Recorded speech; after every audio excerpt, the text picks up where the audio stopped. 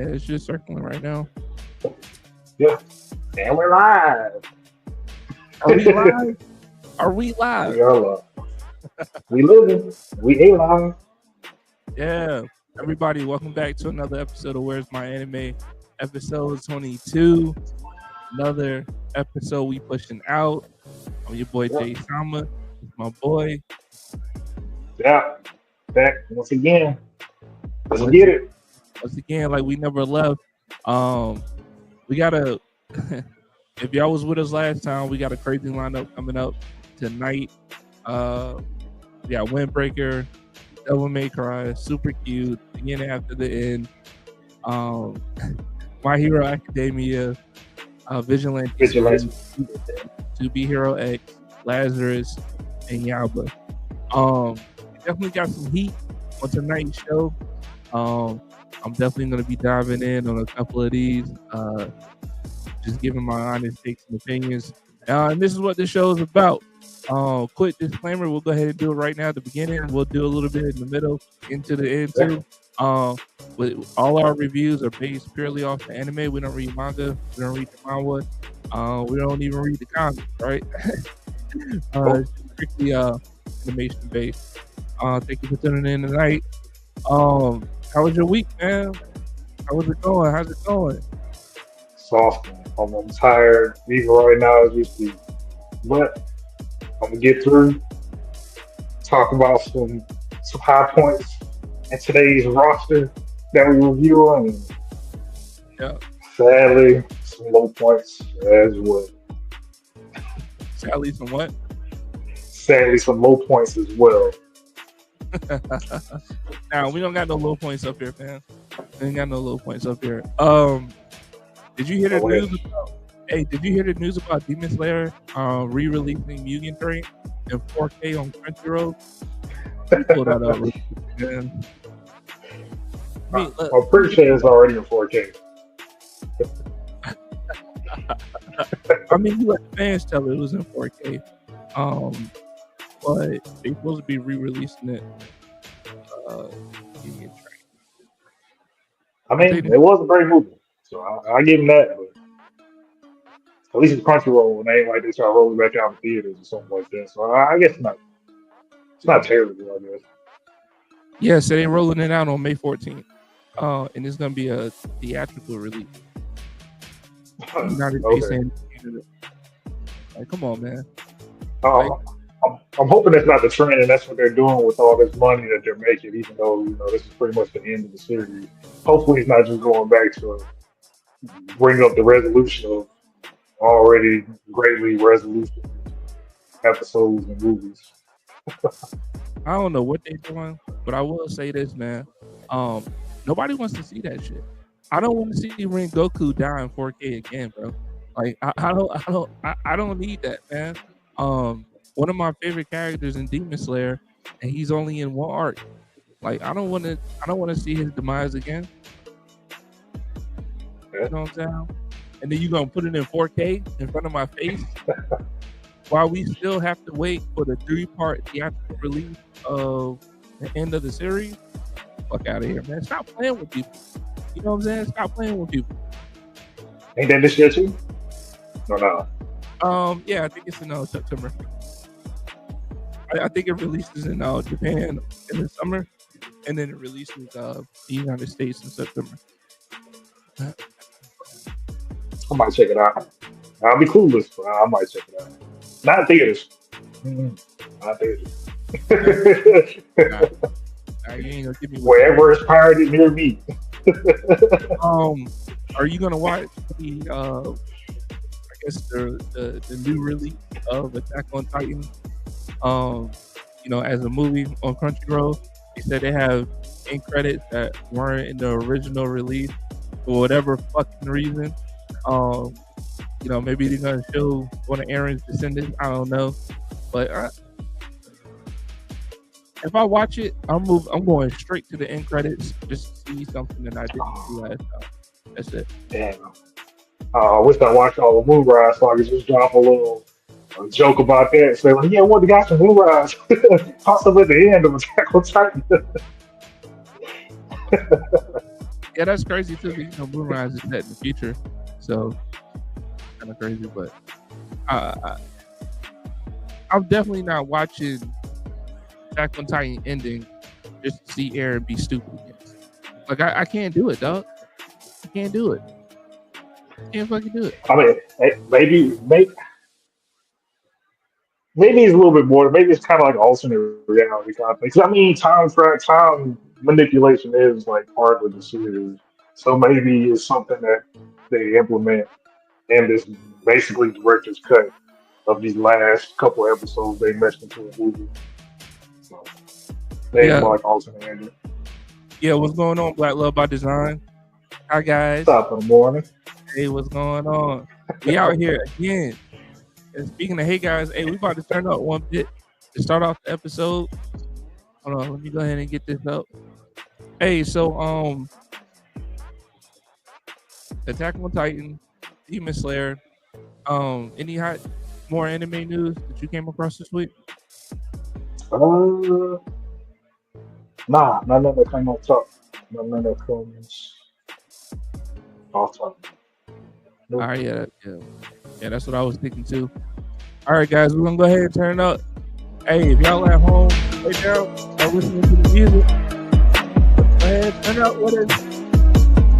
About to join on another episode 22. Let's go. I don't know what he said either. Um, Nah, what'd you say? I'll tell the audience I don't know what you said either. Oh, you couldn't hear me? I can hear you, but it wasn't audible. I couldn't tell what you Oh, said. yeah, You yeah, turned yeah. on the music. Hey, yeah, guys, somewhere at home, go ahead and turn out too. This episode 22. Yeah, Okay. yeah. Nah, I thought you couldn't. I thought you couldn't hear my audio at all. No, no, no. All right, but let's go ahead and get into it. We got a lot to cover tonight, man. Um, let's go, man. Windbreaker. Windbreaker. Well, low by design. Your mic keeps going really, really low.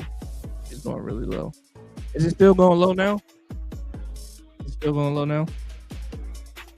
Is it still going low You might, now? you might have to get one of those like performer mics that just sits on like it's like attached to your neck or like to your ears, or it just sits right there. A little stick mic. I mean, yeah, lazy. Is it still low now? Is it still low now? Yeah, let me know. Let me know in the comments if it's still going low. Appreciate you. You say yes. All right, hold on 1 second. That's it.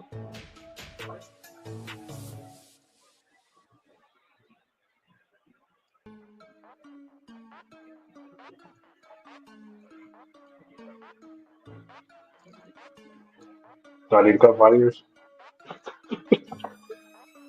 Nah. You should be good. You should be good. How that sound? Yeah. We back full effect. All right, bet.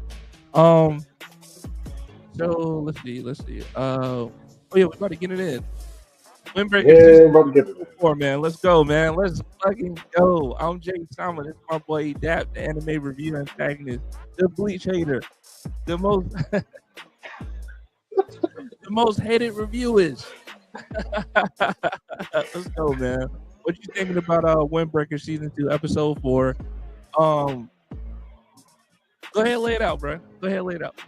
I don't even think episode 5 can say what we've already done seen so far, man. This was just fucking sheer disappointment, man. It's annoying as hell too, man. I don't think I think this was about the same. Sadly, a little bit spoiler. I feel like this is probably about the same as Vigilantes episode that we're gonna be reviewing today. Like the first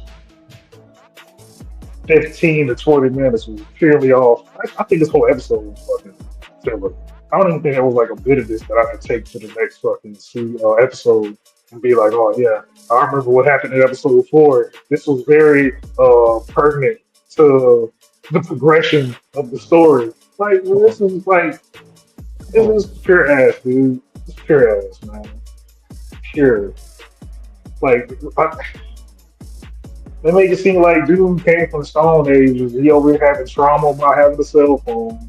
You don't know how the fuck a cell phone work. How the fuck this dude live in an abandoned building and somehow still has power so he can charge said phone? Like it's just weird, man. It's weird. And it's garbage. It And still went off the ending of the last episode where it was basically just him sulking. trying to absorb the fact or reality that he has friends now. That's kind of the gist of what this episode kind of goes off to. Yeah, but what makes you think that he's living in an abandoned building? Because they showed it. I mean, what was abandoned about it? It just looked like it was old and broken down. It didn't look abandoned. Now, Nobody lived there but him. I don't know how he's paying rent, but I mean, that's why that's more reason why it's abandoned. I guess since the fucking what's the word I want to use? I don't know. The unadulting adults pay all these fucking kids free shit just for walking around and beating up other kids instead of actually having them go through and get a proper education to actually have them do something beneficial to both themselves and the community in the future. I mean, I wouldn't be surprised if one of those ghosts was like, "Yeah, man, I got a building that's back here that nobody's living in. You can stay in here for the rest of your life. Thank you for your contributions to the community." I can see that, but it's definitely still a building. Yeah. yeah. Surprised Brian got tetanus for the I drinking mean, water. so when it comes to this episode, though, man, you think it's filler? I think it's, I think it's, I think it's more character development, although he's not developing, but he's wanting to. Um, I don't think this is filler per se because normally how I view filler is like nothing has changed, right? Like it's still like the problem is still there, and nobody has done shit about it, and now they're off on a side mission. For me, this right here was more like a character development episode where they're trying to show Sakura, um, getting the heart disease that Goku got in the Android series. Had him in his house by I himself. guess. Not knowing how to deal with friends. Um, I don't know, man. It was real. I don't know why they're trying to make this a what's the word I'm looking for? Uh, Warden. Not even that, man. They're just trying to make it so they're not making it interesting, right? Like they're taking the action away. They're slowly progressing it with bullshit takes of how Sakura is dealing with his environment. Give me one episode of that. All right, cool. But now he's felt like this for 3 episodes. Enough is enough. You know what I mean? Either move on from it and he still struggles with it, and give us some more content. Because right now, you guys are just, stirring up the pot of nothing. And it's not pushing the plot because we don't even have a plot at this point. The plot is that these guys go to some building called school, which isn't a school. Is more just like, hey, let me talk to you in the hallway, or hey, let me talk to you on the rooftop, and that's it. I'm like, it's nothing. It's nothing more to get out of this right now at this point. So yeah, this episode, man, I think it was. I think their intention was to character build, and unfortunately, they didn't character build enough where it made me give a shit about anything they're talking about. That's what Yeah. So yeah, this episode right here, man, I give it like a hot 3. If that. I give it a 0, bro. Like they could have compressed all this shit down to A, easily a 4 minutes. 0. Yeah, bro. Yeah, yeah.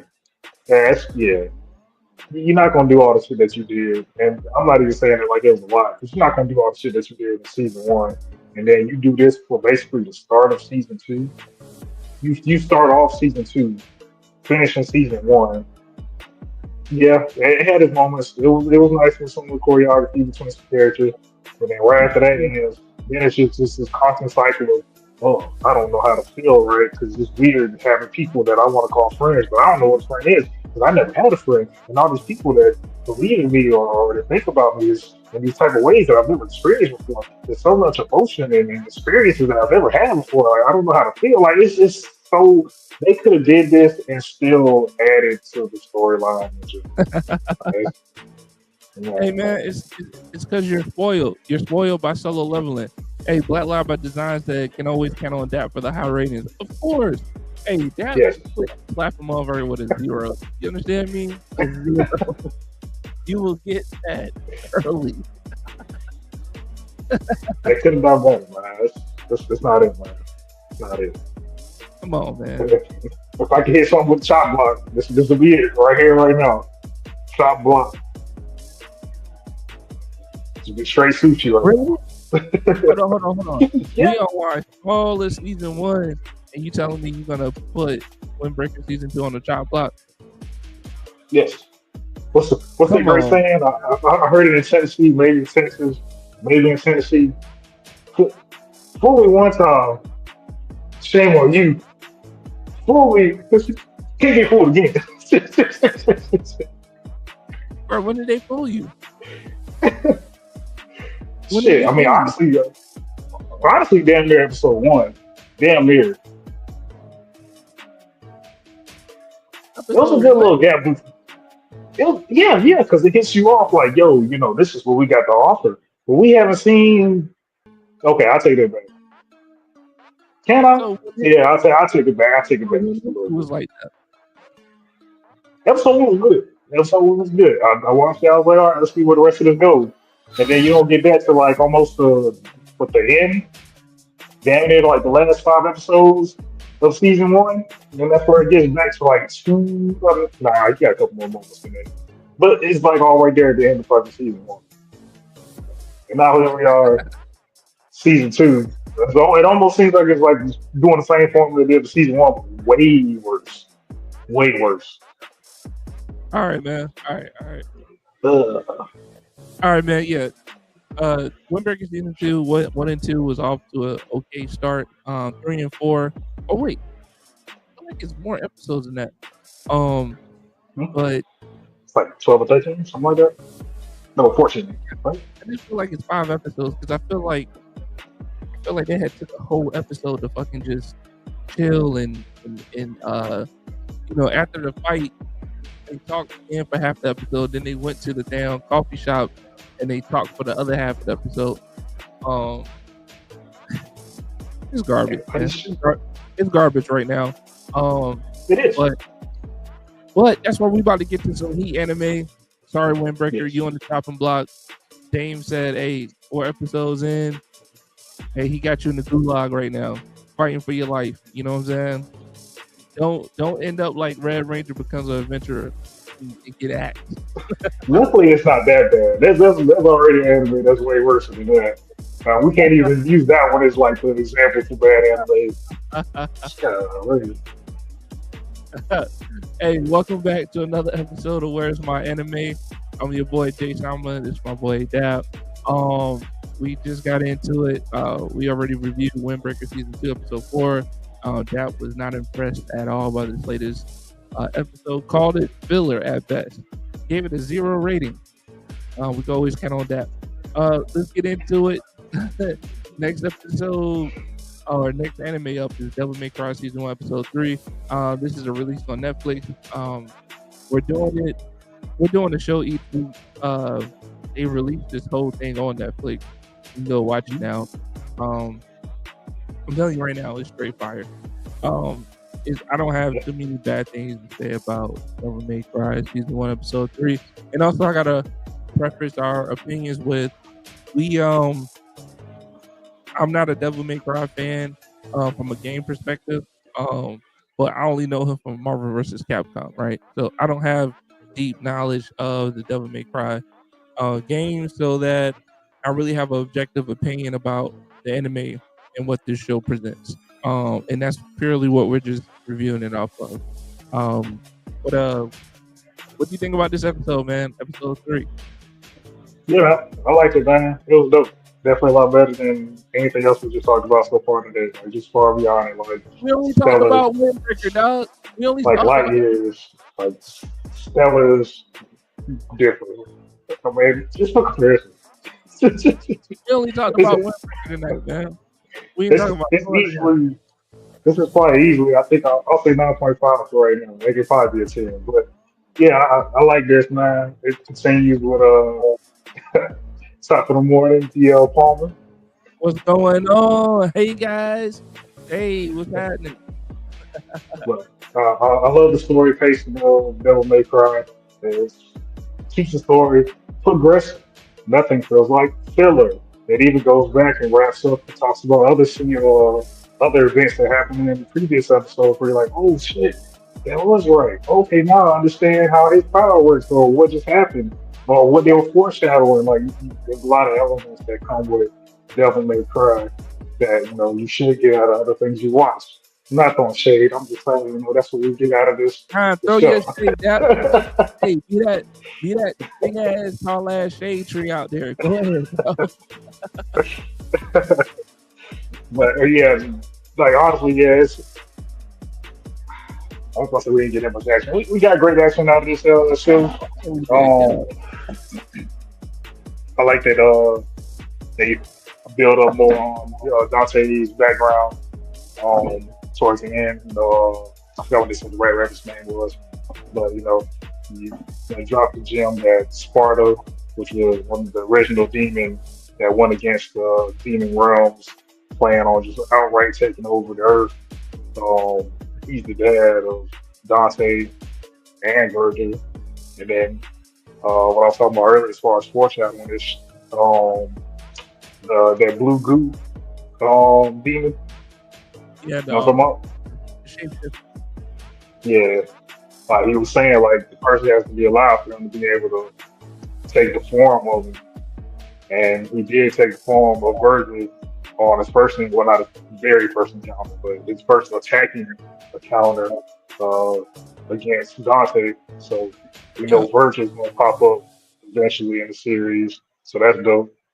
Um, uh, I kind of like how, or I kind of like where they put the story for Devil May Cry because it's not like it's kind of like a coming to story or a hero coming to story kind of thing. 'Cause, like he doesn't know nothing about his past. Like he doesn't know nothing about his dad. He doesn't know nothing about his mom. So yeah, that's my mom or his yeah, brother. So I can't wait to see how they wrap that back around and bring that to the light and yeah. How develop that you, with story as well. yeah, how you knocking boots with a demon, dog? Hey, Anybody ever thought about that? I mean, if it's anything like the blue goop dude, maybe he can change his form or something like that too. I don't know. I don't know. Knocking boots with a demon, man. That's crazy. Um, yeah, hey, so we definitely did get a lot of action this episode. Yeah, The rabbit is a fucking menace. Did you see him with that she is. RPG, bro?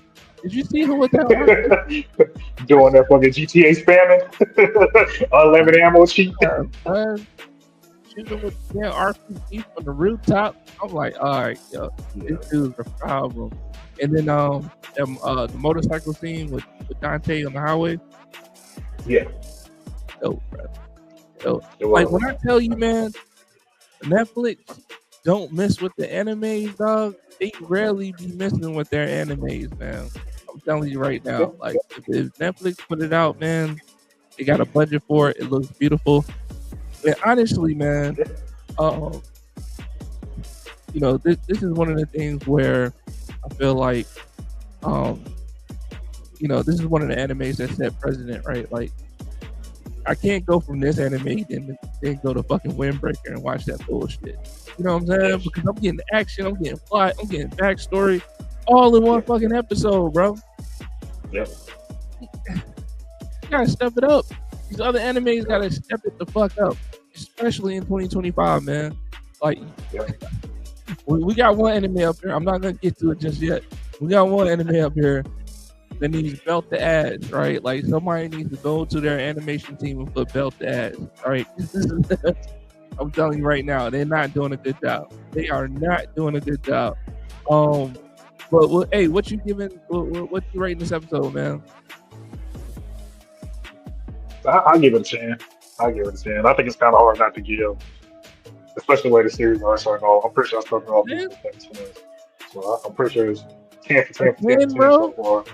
So I give it a 10. Straight like It's that. doing, yeah, it's doing great, man. Because like, granted, it's not like I forgot, but when you started talking about when the rabbit demon was shooting on top of the building, Yeah, I started thinking about like the whole plan that they had just for even setting up how to stop their little convoy once they caught Dante, and just like how all that went down, like that whole plan that they had was pretty dope. why the black dude had to be the informant though? Anybody ask about that? I mean, I Like, what thought he was about to turn out to yeah, be a demon at first. Cause I think I might have actually watched this episode twice. Because I was watching it, I was like, this seems familiar. I might have watched it twice. But, yeah, I mean, he did have his family at stake. So, I mean, I can't knock him for that. I can't knock him for that. It's just messed up that he's being used as a toy at this point, though. Because right when I thought the rat was going to kill him, he was like, all right, you better play this off well because we're going to do this again. He's like, yeah. oh, not again. And he just stabbed him and just dragged him off. Yeah. Oh, man. I'm still trying to think of just the thought process for the doctor when after he got stabbed by the white rabbit demon. And for whatever reason, he called out his name before throwing a grenade his way. All he had to do was throw the grenade. The element of surprise is always your friend. Just fucking, if you're gonna do something, you don't have to announce it. Nah, Just do nah, it. nah. He wanted him to know that the grenade was coming from him, bro. He wanted him to know like you will perish by my grenade. Man. Oh, hey, quick little snippet, man. Quick little snippet before we transition. For the viewers out there, if y'all fucking with Fire Force, man, let me know because I'm telling y'all right now, this is an anime I'm telling my co-host to catch up on for weeks now. I've been preaching the same song. Season 3 is pure heat box, man. They're on like the 4th episode, and not one episode has been bad. If we got time, I'll talk about it at the end of the show. Fire Force, man, season 3. Y'all go out there and watch it, man. This shit is a heat pack. Literally, it's a heat pack. But yeah.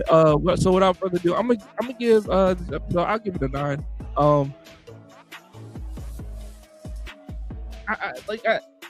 I like the rabbit, man, but it's you know I want to know why he's so diabolical, man. Because like so far, he's only had strategic moves, and everything is off the charts as far as like what he's doing, dog. Like is he just another demon? Like how is it that he's just able to have this smarts and intelligence to fucking execute this shit, bro? Like it doesn't make sense.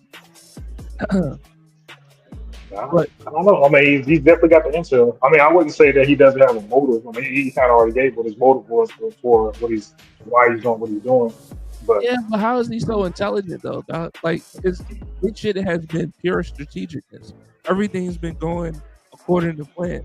I mean, almost Eisen type. You know what I'm saying? Shut out Bleach. Shut out Bleach. Oh, but yeah, almost Eisen like, man. So I just like, damn, how? I mean, he's got a team, so I mean, and, You I mean, those are his goons though.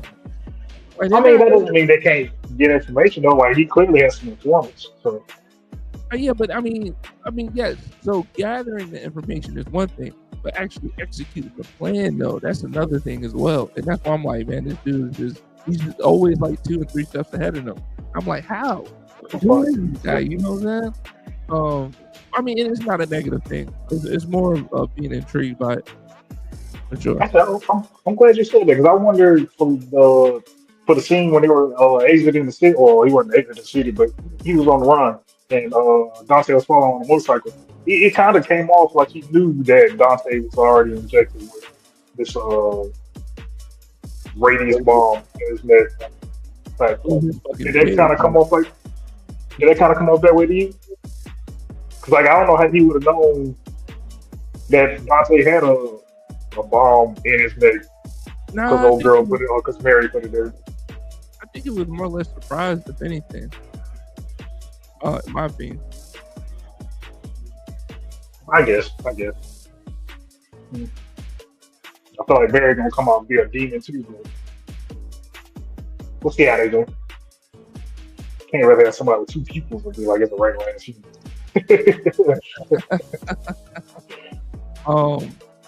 But yeah, but moving forward, let's go with oh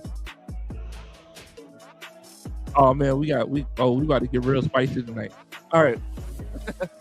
Welcome back to another episode of Where's My Anime. This is episode 22. I'm your boy Jay Sama. This is my boy Dap, the anime review antagonist, the hardcore anime reviewist, the one and only, the Bleach hater. This is my boy Dap. We got to coming up next. We got Super Cube. I'm telling you right now. Now. This anime is. Huh? What'd you say? Go ahead. No, what'd you say, bro? Go ahead. Go ahead. Get it out. Say it. Say you hate it already, bro. Go ahead, get it out. Go ahead, get it out, man. So if y'all was hanging out with us last show, I think we was like on episode 4 or something like that. I was waiting for my co-host to actually catch up with the concurrent episodes that was coming out weekly. He finally did, and now we're here. Okay, so this is a hard-hitting anime. This is a Chinese anime. Don't ask me where to watch it. Just Google it, and you'll find some places to watch it. Hopefully. Hopefully. It is not easily accessible, I will say that. Meaning it's not on Crunchyroll. Shout out Crunchyroll. Hey, Crunchyroll, hit us up. You know what to do.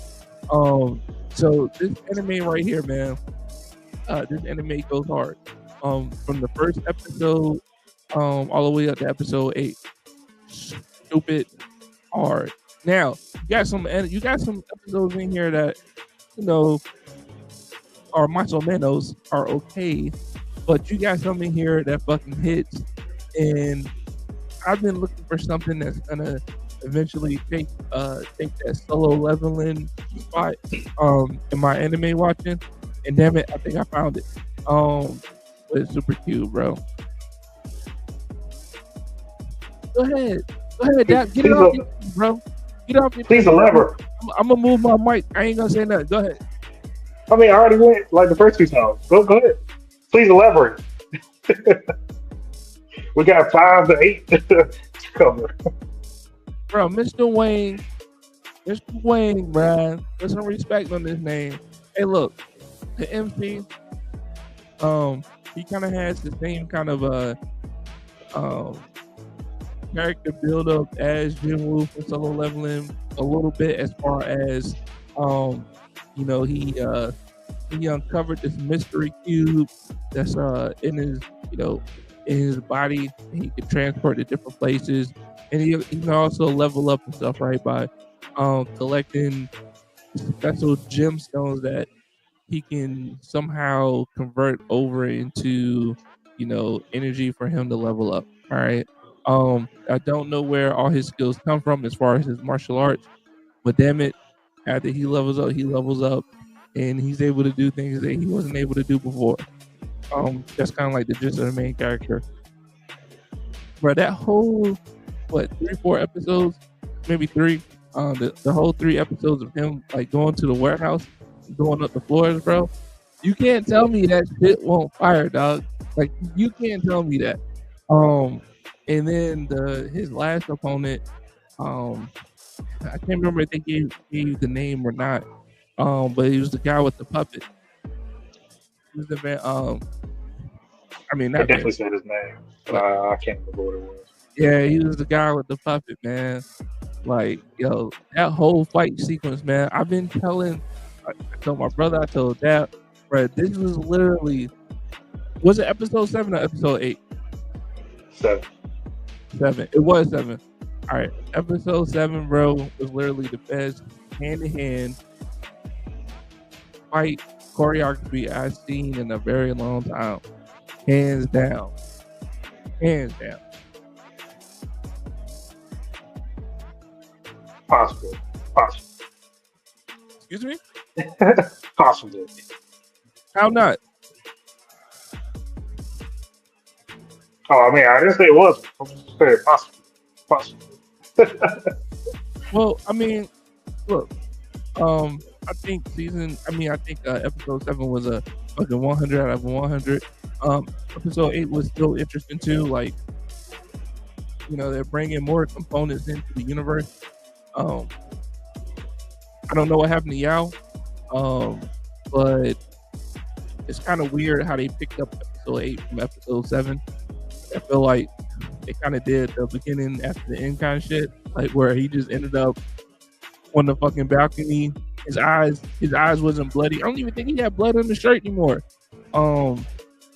It was super weird. They didn't explain it. I thought they was gonna have a flashback to when, like, he got up out of the, because I think he ended up like in a closet or some shit, right? Yeah, he ended up in the because he was in that room, the bomb room and shit. Yeah. And also too, like, I mean, I don't know. It was a little bit of contradiction in there too, because he was saying that the cube wasn't responding, but then at the end of that, at the end of the episode, you saw him transport back into the cube, sitting on the car. Maybe the cube still isn't responding. I don't know.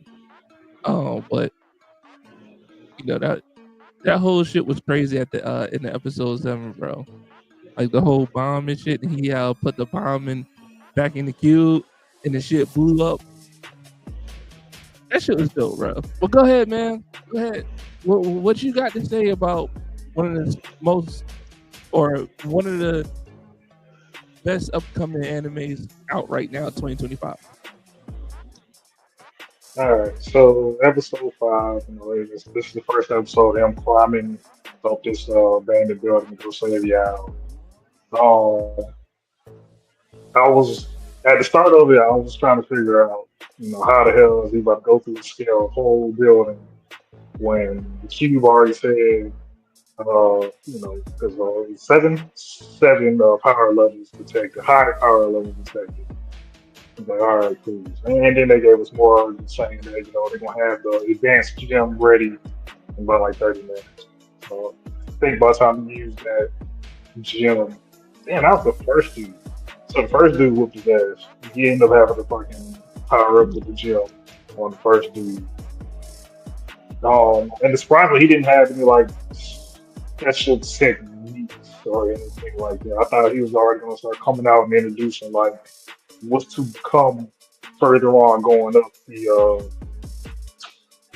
tower, but that wasn't the case. I was kind of confused because it seemed like at some points you couldn't tell how big or tall the dude was. I feel like at some points where like, because at one point Wayne had about a collar, and he might have been like, his forehead might have been at his neck or somewhere close to that. But then at other points where he's like kicking, it almost looked like he's like at his armpit as far as like how tall he was. Like, it was a weird like. Versus who? The first big guy. I think that was the second guy. You talking about the first guy? The second guy was the ninja dude. No. You talking about the first big guy? Yeah. Like the first like legit, muscular big guy. Yeah, but for whatever reason, it seemed like they had like a problem with like how tall each of the characters were compared to each other, like almost throughout the fight and stuff. But those are different POVs, man. At points there were different POVs, but at the same time, there were some times where like POVs was like damn near flat plane, and it still was like uneven looking.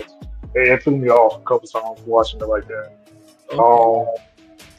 Okay, bro. But I think this is probably the introduction, or maybe the second fight is the introduction where we see that Wang is like, he's not your traditional MC, I guess, in a way.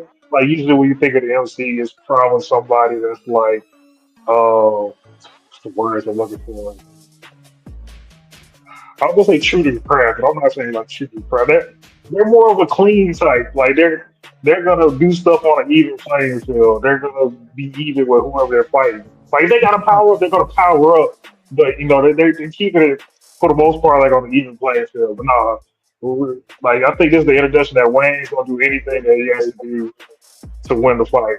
It Come doesn't on, matter how dirty it is. He's doing it. come on, when you summoned that shovel. When you summoned that damn shovel, bro. I thought he used the hammer on him. I think he used the hammer on the first dude. Yeah, yeah, yeah, Or, yeah, yeah, yeah. Yeah. yeah. He used the hammer on the first dude because He like, brought the hammer and shovel, bro. I don't know if I'm using the shovel. Yeah, he brought the shovel, man. He brought the shovel.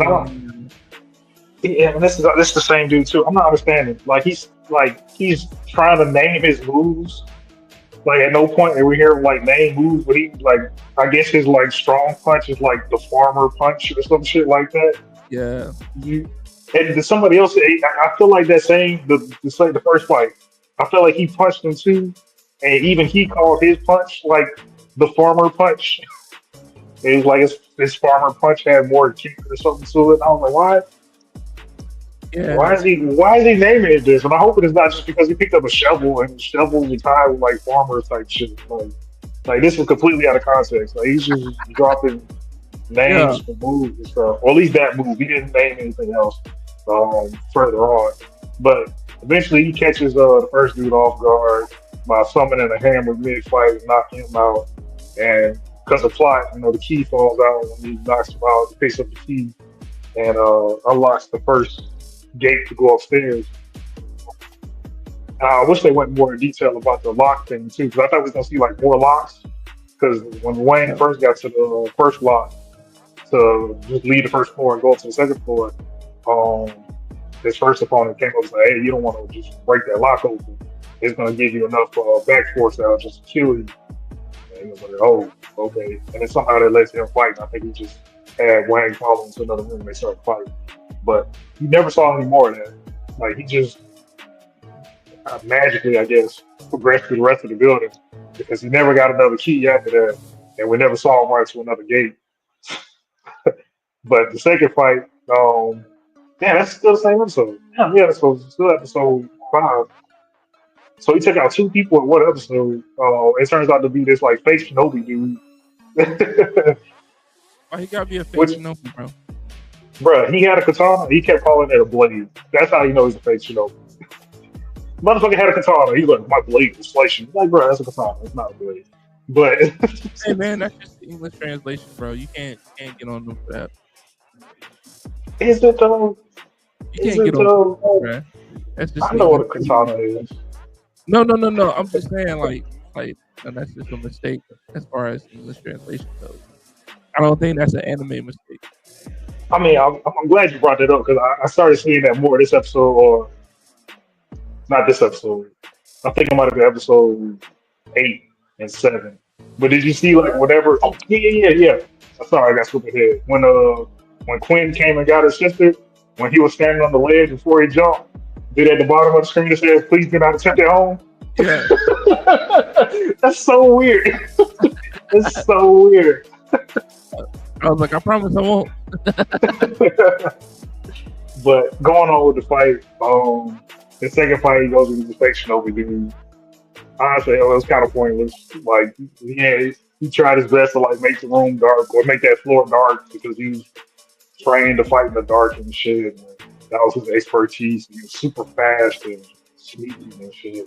But like we got introduced. Man, why you gotta have a problem with this dude, man? It's just like this is. I was expecting every floor to be an episode and see how it progresses. Like I was just kind of like the episode is only like 15 minutes long, so really it's like 7 minutes of fight. Like 17, 18. I mean, but that's including the intro and outro. If you take out the intro and outro, it's only like 15 minutes. Okay, which is, I mean, it's not bad. They put in a good bit of stuff for an episode, a short period of time. But yeah, this fake Shinobi dude, man, Wayne takes him out by he had a metal, either he had a bat or a metal pole, yeah, but he just hits him right in the crotch, and that's how he took him out. Yeah. And then he progresses on to the next floor, and then that's episode 6, and then it's when he's fighting. No, not Wolf Girl. That's a whole nother anime. Um, Uh, Stone and Cute. I think I say pronounce that name. yeah. Stone and Cute. Yeah. And then now we start to see more about like some of the powers, kind of, sort of, that goes on in this universe. Because her thing is like a little bloodlust or whatever, and now I start to see more like solo level. But she talking about some, oh, I think this dude has enough power to make me level up, Yeah. and she enjoys taking punches. She's been there scratching him, taking every chance she can to get some bloodlust off of him by either biting him or licking blood off of him. And apparently his blood was enough to power her up to go so berserk that Q's She gonna go full companion, demon mode or Stone, whatever. huh? She gonna go full demon mode or whatever it was. So something like a werewolf or something, yeah. But Stone came through. Apparently he knows acupuncture. I always get that so confused. But the shit with the needles that hit the pressure points. Apparently he's a master with that. Hits one of her pressure points and has her immobilized.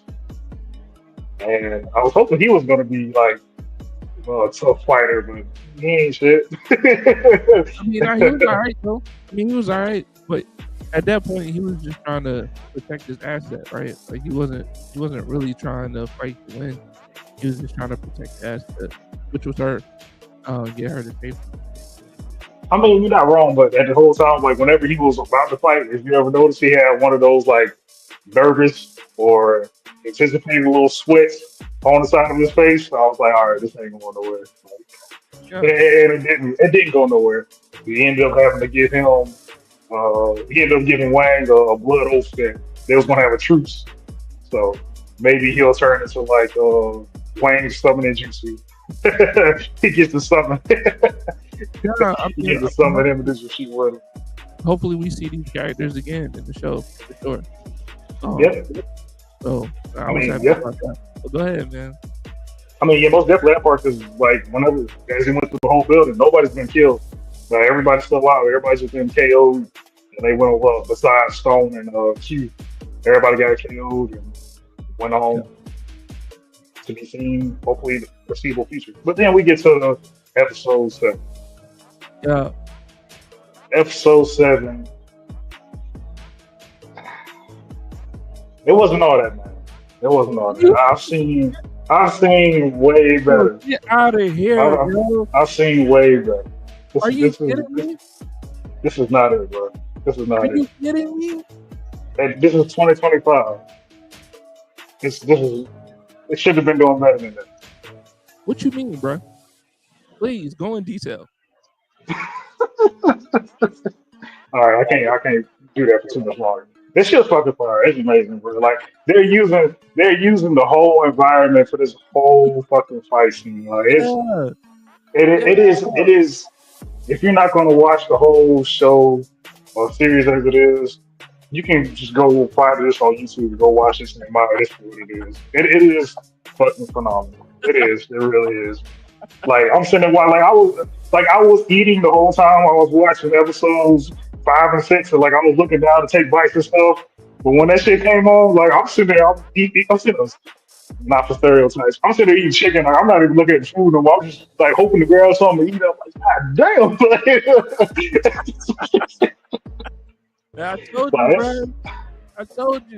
I told you, man. I said, yo, episode 7, literally best hand-to-hand fight choreography I've ever seen in my life. You're right, it man. is. They didn't use the environment, the way, Yes. like the back and forth. It just wasn't like one was overpowering the other one. Nah. It was fire, dog. Which honestly, even saying that, I appreciate that part more. Like it wasn't one of those like one-sided things where all of a sudden like one character getting all these combo hits, and then all of a sudden he gets countered. All of a sudden, all the other person getting all these counter hits. Like nah, like legit. It's very. I'll just say innocent, just to keep it simple. It's just dope. Like this one scene where there's during the fight. God, I wish I could remember the dude's name, but he kicks Wayne, and Wayne ends up sitting in his chair, and the chair falls back. He does like a cartwheel, and there's a bucket of water behind the chair. He picks up the bucket of water, he throws the fucking bucket of water, and then he kicks the chair, and then he charges at him. It's like it's so much stuff that goes on. It is amazing. Yes, It is amazing. If you are the type to be action in your anime, you're looking for a good fight sequence. This is one of the best ones that came out. But I'm telling you right now, I'm just not saying that because I like super cute. It is fire. Episode 7 is pure fire. And I was having this conversation with my brother. I said, "Hey man, like episode 1 aesthetically is beautiful, and yes, he did do some nice fancy moves. But when it comes to this choreography, episode 7 takes episode 1, bro, easily. Yes. Easily. Yes. You know what I'm saying? And the shit kept going. Now, like, my I mean, when I was telling you about this before, like, my only thing is that I was just a little confused about some of the things that Wong was doing. Like he was doing some shit we never seen before, and I don't know why he was doing it or how he was able to do it. Nonetheless, it didn't take away. If you're just judging the fight itself, it didn't take shit away from that at all. You know what I'm saying? No. And then when he grabbed my boy by the hair, bro. Oh fucking god, man! I've never seen that, dog. I've never. I'll sit there, hold my head. Yo, he had my man by the hair, like, and then did his super punch. I said, yo, made my boy bald up top, gave him the George Jefferson up top, bro. I said, oh my god. Yeah. That's the only. Sadly, that's the only knock. Well, that's not the only knock, but that is one of the knocks I would have to give the episode because we had already seen that the way they decided to go with that, his hair wasn't growing back because when he went into his I just call it super talisman form, and his hair started turning white. So like even I thought his hair was gonna grow back, and he still had the ball patch right there. I was like, oh shit. Yeah. But once the fight escalated and they got outside and they had their final bout while they were falling from the building, when he hit the ground, his hair came back. So I was like, oh, did it? Yeah, his hair came back. Oh, damn. Yeah. Hey, the whole physics of that outside the warehouse fight with him on the boulders and the way he was using that talisman. Yeah. Bro, honestly, it was really like 2 separate fights. One in the warehouse and then one outside the warehouse. Well, I say 3 because you got the one before he powered up with the talismans, and then you got the one with the talismans, then outside on the That's for like 15 minutes. The episode, they did it, but like that's my other knock. Like, granted, I can see why they didn't do this with the other 3 fights, but damn, like, especially the way episode 8 went. The way episode 8 went after, like, you literally coming down from a high. Like, it's.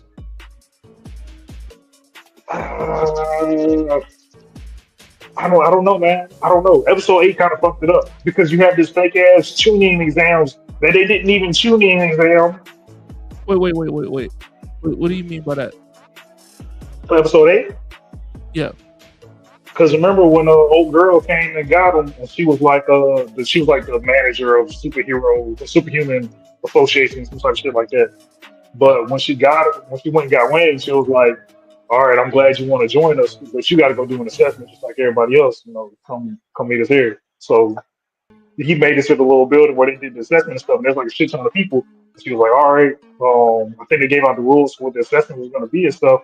And they only did one of the things that they said they were going to do as part of the fucking assessment.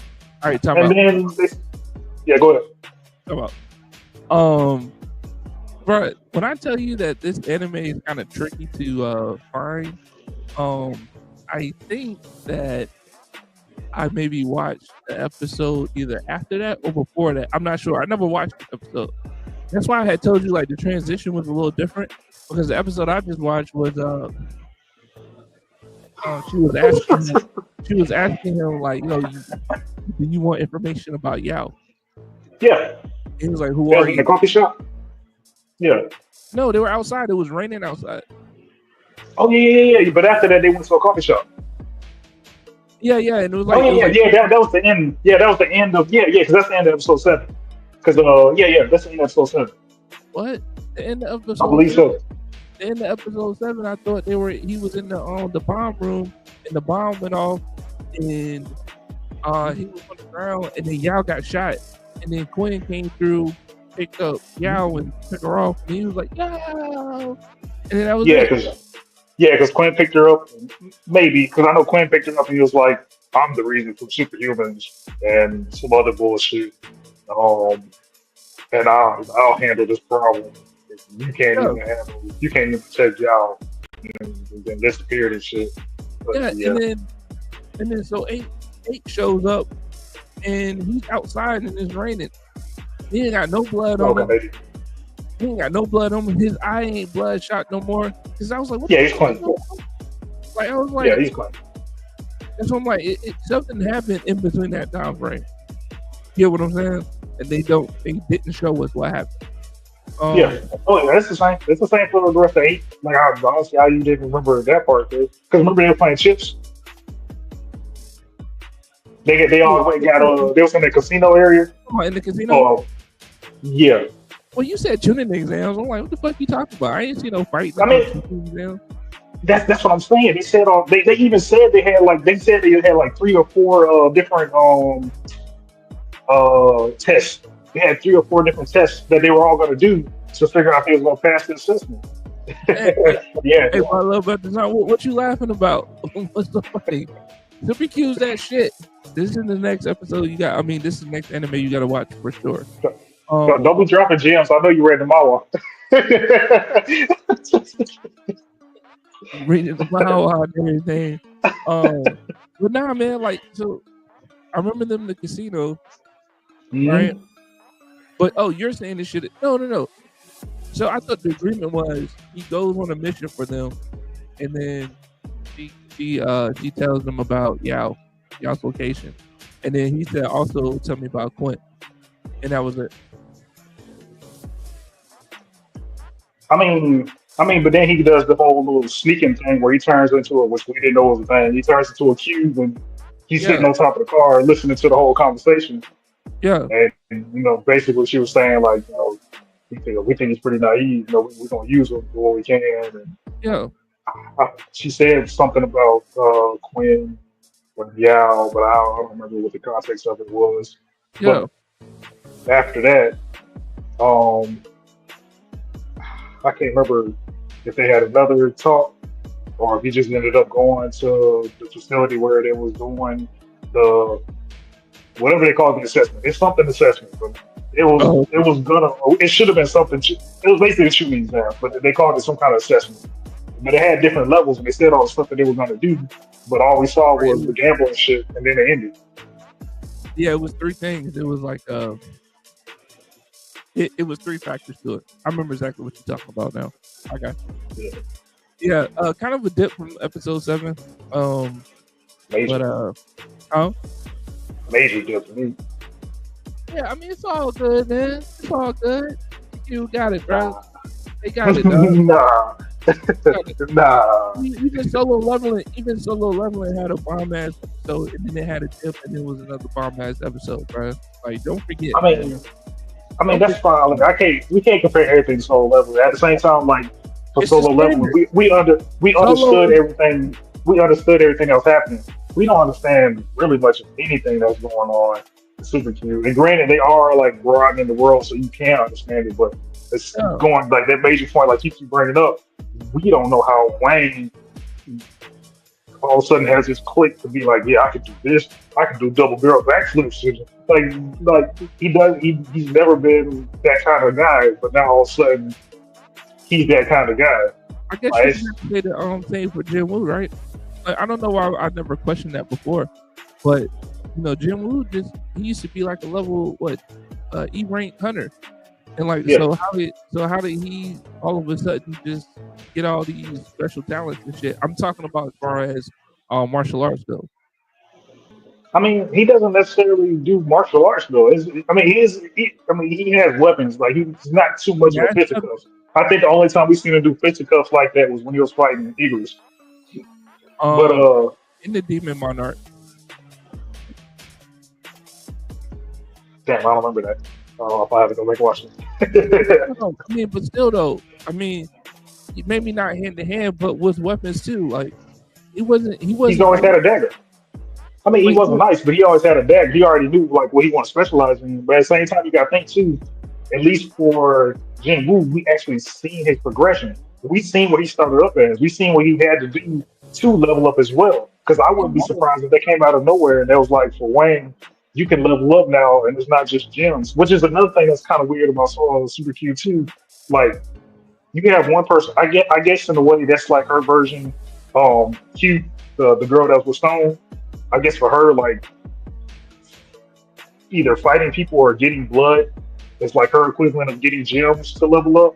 So I guess maybe if I compare it like that, it makes sense. But if she actually gets to fight people and level up, and fucking Wayne's shit is go collect gems to level up, well, no, I mean it could be different too. Like as far as she could have been meaning like maybe Wayne is gonna push her to level up, right? You gotta think like I mean that's a traditional level up in the enemy sense where you fight a stronger enemy and then you come out the battle as a victor, you become stronger, right? Like that wasn't what happened though. She got stronger during the fight, and that's when I Stone intervened because she was gonna go on berserk, and right, shit was really gonna go out of hand. because But she wasn't winning though. because he was a stronger fighter. That's what I'm saying. I mean, no, but I mean, I get what you're saying, but like usually, like from what you're saying, is when you defeat that stronger character or that stronger opponent, you get that level up. You don't get that level up just because you fight him and you lost. Yes, that's in general terms. I'm talking about for her though. Maybe because it was the strength of the opponent she was fighting, with the bloodlust and everything else. Maybe that's why she was able to, say that she can go to the next level. That's what I'm saying. Yeah, and that's like what I was saying earlier. Like I think like it was her being able to like drink his blood. 'Cause I remember her saying something about his blood did blah blah, and that's why she kept Yeah. like biting him and trying to lick blood. So maybe Yeah, blood is like her gems. Hey, but this is only the 8th episode, man. They're really starting to introduce and broaden the environment. I mean, broaden the universe. Yeah. So hopefully, we're able to see or actually get a good rundown of all the different types of abilities or that people have, and what makes them unique and different. Because even the talisman guy, like he didn't have any like original like human superhuman abilities, right? But he used his talisman to grant him what he needed to get done. Yeah. Which, if it was anybody but Wayne, I think he would have won for sure. Yeah, I already knew it was gonna be that kind of ride. The studio's like, yeah, man. When the Q was like, sure, power level was only 7. Yeah, What? I was like, yeah. And then look, man, and even his puppet, bro. Oh, that action scene with fucking Wayne yanked that fucking puppet, bro. I was like, Oh, so when he did like the little like yo-yo punch shit. yeah, bro. There's a lot of greatness in there, man. I mean, honestly, I like the scene where he had the puppet go onto the other side of the room, and he was sitting there doing the little fucking key blast thing. Yeah, Like, yeah, that shit was dope too. Oh yeah, bro, that's the only part I did. Oh, go ahead. No, I'm about to say, even when the puppet yanked fucking Wayne, it took him outside the fucking warehouse, swung his ass around, came back in. That was dope. That shit is cool, bro. It's like how they did the physics because bruh's face was like flapping and shit because he was getting fucking hit. I'm about to watch that shit again tonight. It's just dope, man. Like for all the people that's watching, go watch episode 7 of Super Q. Hopefully you can find it. Just Google, Bing, Yahoo, whatever. AOL search, however you go look for it. Crunchy, I need to add some anime, dog. Crunchyroll, I'm telling you right now, add it. Yeah. But another knock that I remember too. I can't remember how I was called a key blast. I don't remember how it was going down, but the big key blast where Wayne deflected it with his shovel. Yeah, yeah, yeah. I, I I didn't understand it, and I ain't gonna lie, I didn't like it because like so Wayne is in the middle for the viewers that didn't watch it. Like Wayne gets hit by this energy blast, if you will, and he gets fully consumed by it. Once you see the smoke, you see this big old hole that's way bigger than Wayne's silhouette. Yeah. And once the smoke clears, whipped out his shovel, which has like this little tiny circle that it went through, and they have it like placed to where like he can look out. Wayne can look through the hole on the shovel and look at I'll just say his opponents. I can't remember his name, but like it didn't make any sense. You had this tiny ass hole in this shovel, but this whole like fucking what 25 foot gaping hole that went through like three walls was behind you. Well, And the only thing that happened to you was like a little bit of smudge on the clothes and a hole in a fucking regular ass farmer shovel. Like it didn't make sense to me, man. I had to knock it for that. um, yeah, I can see that. But even that part was funny though, bro. Like that whole Yeah. transition was funny, man. Um, but like I said, it's not perfect, but it is far above average and far above a lot of these other animes. When it comes to fight sequences, man, and also too the ending of it, right? Like Yao gets shot, bro. Like Yeah. the whole thing about his whole mission is over at that point. Yeah, no, I'm sorry. Yeah, you should like there's a lot of like we're going through some of the episodes, but I think episode 7 had a lot to like kind of really go back and think about. But I was confused as fuck. Um, Again at the end, no, this wasn't even the end. This is right before episode 7 started Okay. when old dude that fights Wayne leaves the room and leaves Lau and his uncle. 'Cause right before he left him, Yao was like, "Hey, I'll give you some more money to take him out. Anything, like, please go take him out." And old dude's little ventriloquist puppet is like, I thought I told you, ain't no amount of money is gonna be able to control me, or you can't order me with money." And he shoots this little blast, but his uncle comes through and he just walks it like it's nothing. And it's weird because Lau doesn't. It seems like he's relying on these people with superpowers, but he doesn't really acknowledge what his uncle can do. And he seems like he's pretty strong if he was able to swipe that away. Granted, there's not much I can compare off of, but Yeah. I think it's easy to say that. Or safe to say that. Yeah. I mean, his uncle was like a triple OG. Especially like the way he carries himself and the way he didn't want her to want him to hit what's his name, Yao. Because he was about to crash out on Yao, bro. He was like, I wouldn't advise that, young man. Technically he did at the end of the day. So, like 4 shots to the back, something like that. Yeah. But I mean, but what I'm saying is, his uncle seemed like a triple OG. Like, okay, we're gonna do this little bullshit just so we can get the Quinn, Q, right? Just so we can get the Q. Yeah, Quinn. And after that, you do what you want, kind of shit. But we ain't gonna unnecessarily hit an innocent woman. You know what I'm saying? And that's how he was moving. But I don't think he recognizes his true strength. And maybe it's the secret. Maybe he don't know. Maybe he just was nice back in the day, and then he stopped. You know what I'm saying? Like Uncle Iroh. Is it Uncle Iroh? The last Airbender? Yeah. Yeah, like Iroh. You know what I'm saying? Triple OG from back in the day. But episode 7, man, not only, the fights, man, but then you got the fucking devastating shit that happened at the end of the episode, which I was just like, damn, dog. So he came through, but he came through like it was. I mean, I don't know, because I think his powers had something to do with time too. So maybe it wasn't too late for him to save her or whatever. I don't know, man, but it was super weird. And maybe Wayne has to fight Q, bro. Like, how dope would that be, man? I mean, I guess we'll see because I'm still just kind of stomped on just what Hugh said or Quinn said on the way out. Like, I'm responsible for superhumans, and I'll be the one to straighten this out. You're not even strong enough to protect Yao, so stay out of it. Like, I'm like, what? Okay. Yeah, Wow. because I mean, they did all this shit just to get to him. Like that was Yeah, the yeah. whole goal. So like, yeah, like he's saying, like, yo, it's my fault for all this. I got it. Chill, like you weak, bro. That's why you in there and you blew up your cue, dog. You in there with your brain fried. You know what I'm saying? You got y'all shot. I'll take it over from here. Go home, weakling. Um, but yeah, man, I'm interested to see the next episode. But we can't stay on this too much longer, man. Um, I'm giving this episode 100 out of 100. What you gonna give it, bro?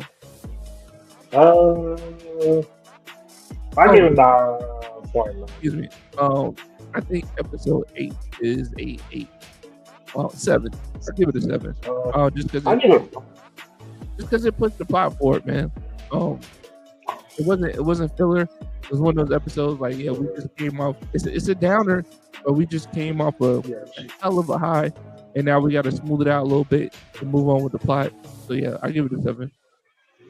Yeah, I mean it's definitely moving the plot along, but it's hella rushed, and you can't feed the audience something and then you just completely just dump it off to the wayside. I'm gonna give it a 5.5. Like, they could have did better with that. All right, man, you can't be too gracious. I know how you are. The anime review antagonist, the bleak all-time hater. Appreciate you.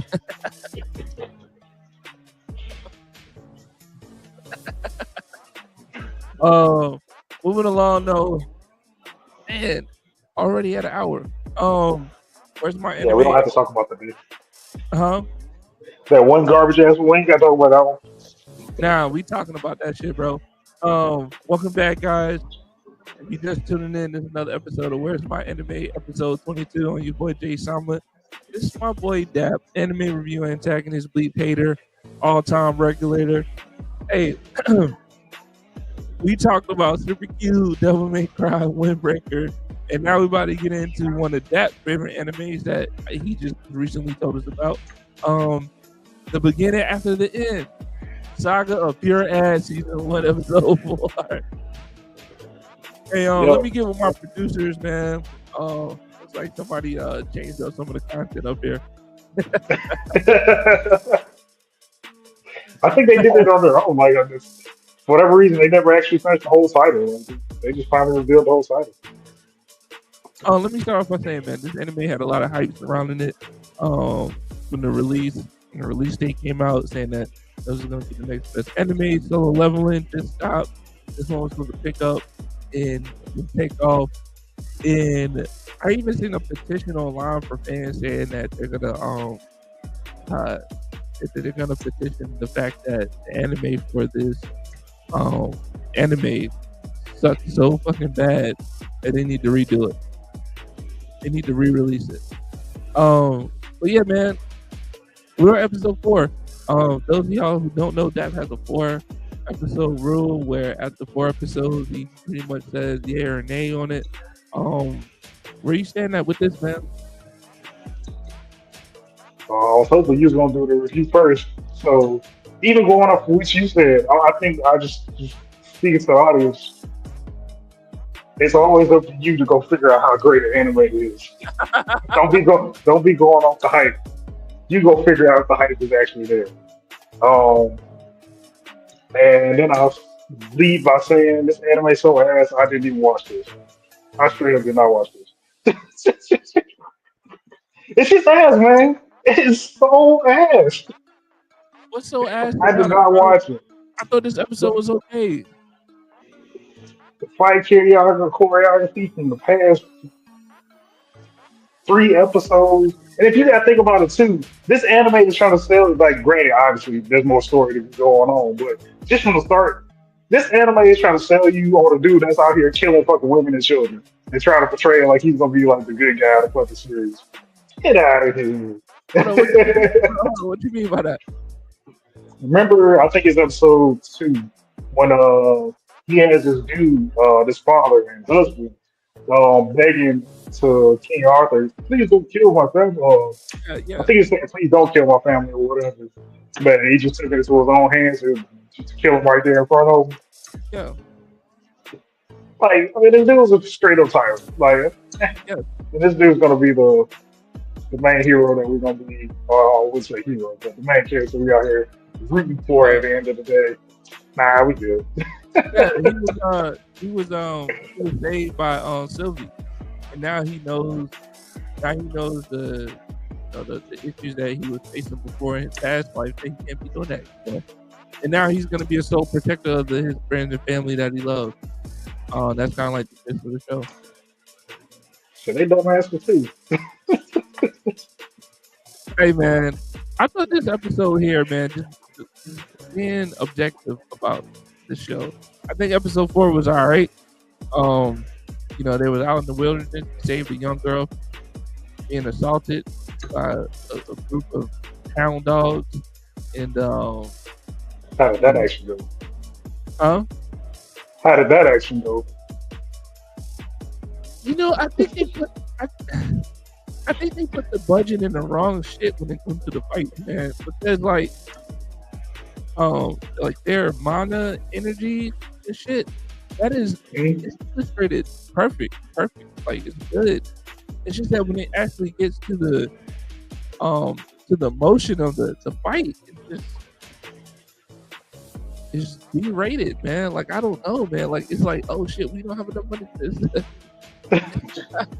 But they put all the money into the aura. Like I don't understand. Like the mage aura and shit. He was like, oh, okay, I'm a mage too. And then like his shit was blowing. I was like, oh, okay, like they're about to fight. And then when it did, I was like, what? But it was more. I will say this: it was more than when the fight sequence when they had first like pulled over the carriage and shit with his mom and dad and shit, everybody in there. It was definitely more than just the freeze frames. Um, I would say that. So as the show progresses, the fights are progressing too. That's my takeaway from it. You mean like there's more, or you mean like they're getting better? They're getting better. The fights are getting better. They should have been better from the get go, man. Yeah, we only on That's episode 4, man. bro. Damn. Everybody can't You be super know, cute. Everybody can't be super cute in solo. nah, bro. Cause that's like the way their animation is so shitty. They might as well just be giving us the rough draft, no color, just all sketch for a whole episode, and gradually make it better throughout the series. That might as well be the same shit that they're doing. Like, nah, that's uncalled for, bro. That's unnecessary. That's unprofessional. That's ass. Like, get out of here. They can listen to the people that say do this shit over. Stop what you're doing and do it over. Or make it better the next episode. Then go back and rehash the first 4 or 5 episodes and make them on the same level as the new production to have a complete clean production series like it should have been in the first place. Something, man. Someone gotta go. But since you love this series so much and you like this episode so much, what are you rating it? Man, shit, they can get a -10 too, and that's offsite. And for this episode? I'll give it a 0 because I didn't watch it. I'm gonna give it a -10. I didn't watch it, so I give it a 0. You didn't watch this episode? Nah, I didn't watch Oh my god. it. I told you that. Ladies and gentlemen. Damn, bro. So you didn't even give it a try? Hell no. All right, man. Moving on. Moving on. Let's go ahead and get into My Hero, man. My Hero Academia Vigilante series, Vigilante season actually. Let me just go ahead. Can I go first on this one, man? Go for it, man. It's not getting any better. Listen, man. I know we might have some My Hero fans tuning in. Listen, this shit is trash so far. 3 episodes in and it's trash. All right. The MC's trash. The only character I really care about is fucking Knuckles. Everybody else trash. You know, the X-Men wannabes are trash. These are fucking middle schoolers, bro. They look like grown ass men. Let me just say that. The villains are trash. This episode 3, dude turns into a super creepy ill. That shit was trash. And My Hero loves to do this shit where it's like, okay, we have a trash ass episode. It's really just filler, but we're gonna bring All Might and damn, what's the fire dude name? Endeavor. We're gonna bring Endeavor. We're gonna bring in Hawks. We're gonna bring in these people, and yeah, we're gonna bring in these people and just let the fans be happy. Woo! Ah man, fuck that. This whole episode was trash, dog. You didn't need to put All Might in this shit. You didn't need to put Endeavor in this shit. You know what I'm saying? And then it was only them like coming in for like 2 seconds. Like, who gives a fuck? This episode was filler. I didn't like it at all. And this is how My Hero wants you to do you on the episode 3. Like, this wasn't the time to play for this episode.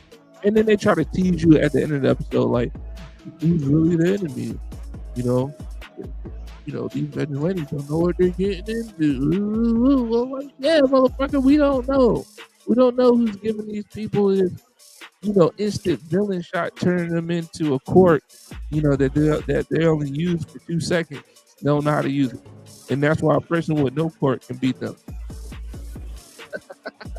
Get the fuck out of here. Man, not necessarily, because Knuckle Duster couldn't land a hit on whatever his name was because he was too slippery or too slimy. Too fucking slimy, bro. What a perfect animal to be a creep. Slimy and slippery. Right. I completely agree with you, man. It's sad. But first, before I go any further with anything else, I say commend aside. For those who didn't read my comment on the last video, for those who didn't read my comment on the last video, I was completely wrong on the last episode about Kochi being one of the all-for-one holders and shit. Completely wrong. It's not nowhere near the same dude. Totally different court. It's not a thing. Yeah. And that shows how we keep pure ignorance over here. I ain't reading shit to know shit. I'm purely going off speculation.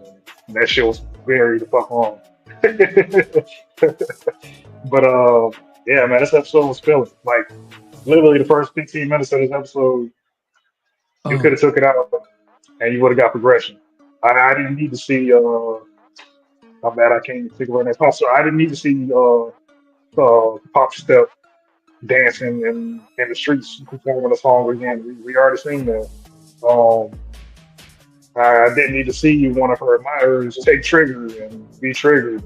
They have a whole chase scene trying to catch him. It didn't lead to anything. It didn't amount to anything. It didn't further show like where he got it from. And if they were to do it like that, it just could have been nothing better.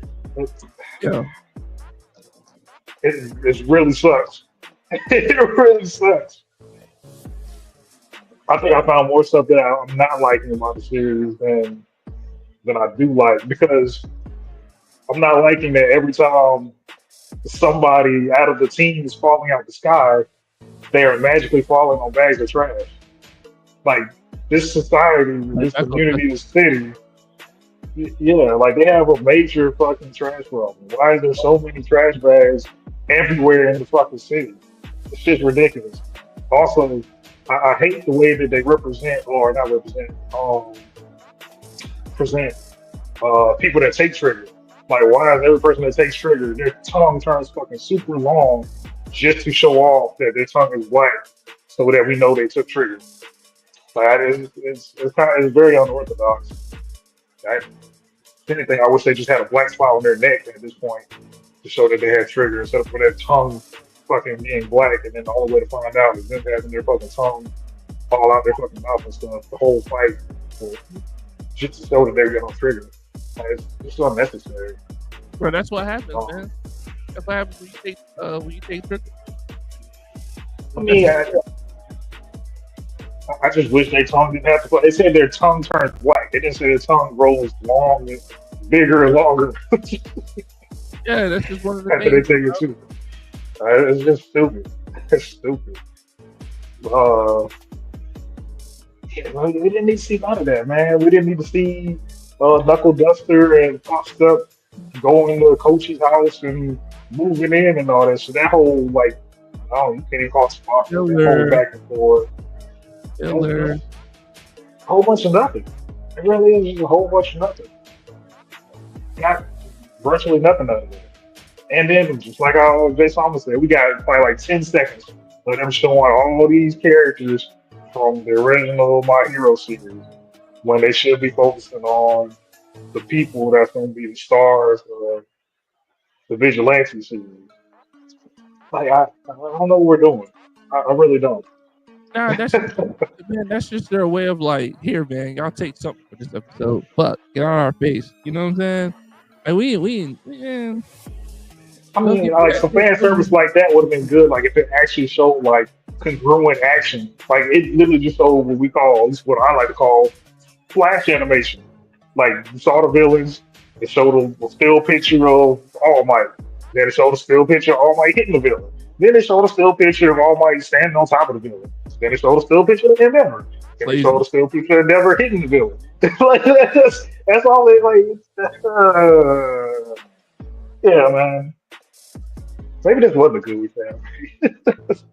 Super You said Q maybe would it have been wasn't. the highlight. Maybe it wasn't, man. I mean, It's that. me crying super Q is the only thing that's really carrying this right now. But that leads me to my next. What are you gonna get this episode? I get a 5, man. Possibly lower than that. I'll give it a 5. 4.5. 4.5. Ooh. Okay, I'm giving it a fucking 2, man. Trash. Good night. Take it out. All right, guys, welcome back to another episode of Where's My Anime. This is episode 22. Thank you for rocking with us tonight. Tonight we went over Windbreaker, Devil May Cry, Super Q, the beginning after the end, Saga of Pure Ash, My Hero Vigilante Season 1. And next up, this anime is growing on me a little bit, man. To Be Hero X. Hey guys, you watching? Go ahead and throw us a comment in the comment box. Let us know what you're thinking. Let me know if you disagree with that or agree with me. We'll put the comment in here like so. Like, yo, Jason, what you said was pretty dope. Go ahead and put it up there. We'll go ahead and put it up here, man, and read it. You throw us some views and opinions on whatever we talking about. We'll go ahead and run it up there. But moving along though, Movie Hero X Season 1, Episode 3. This anime is growing on me, man. I can't even lie to you. So this episode has Nice in it, and oh man, what's the other guy's name? Is it Furman. Furman? Which I'll go in details about Furman later. But this anime, man, it's real interesting how the people give their heroes power and how they have to, manipulate and do things in order to get the praise from the population, so that they can move up on the hero rankings and stuff like that.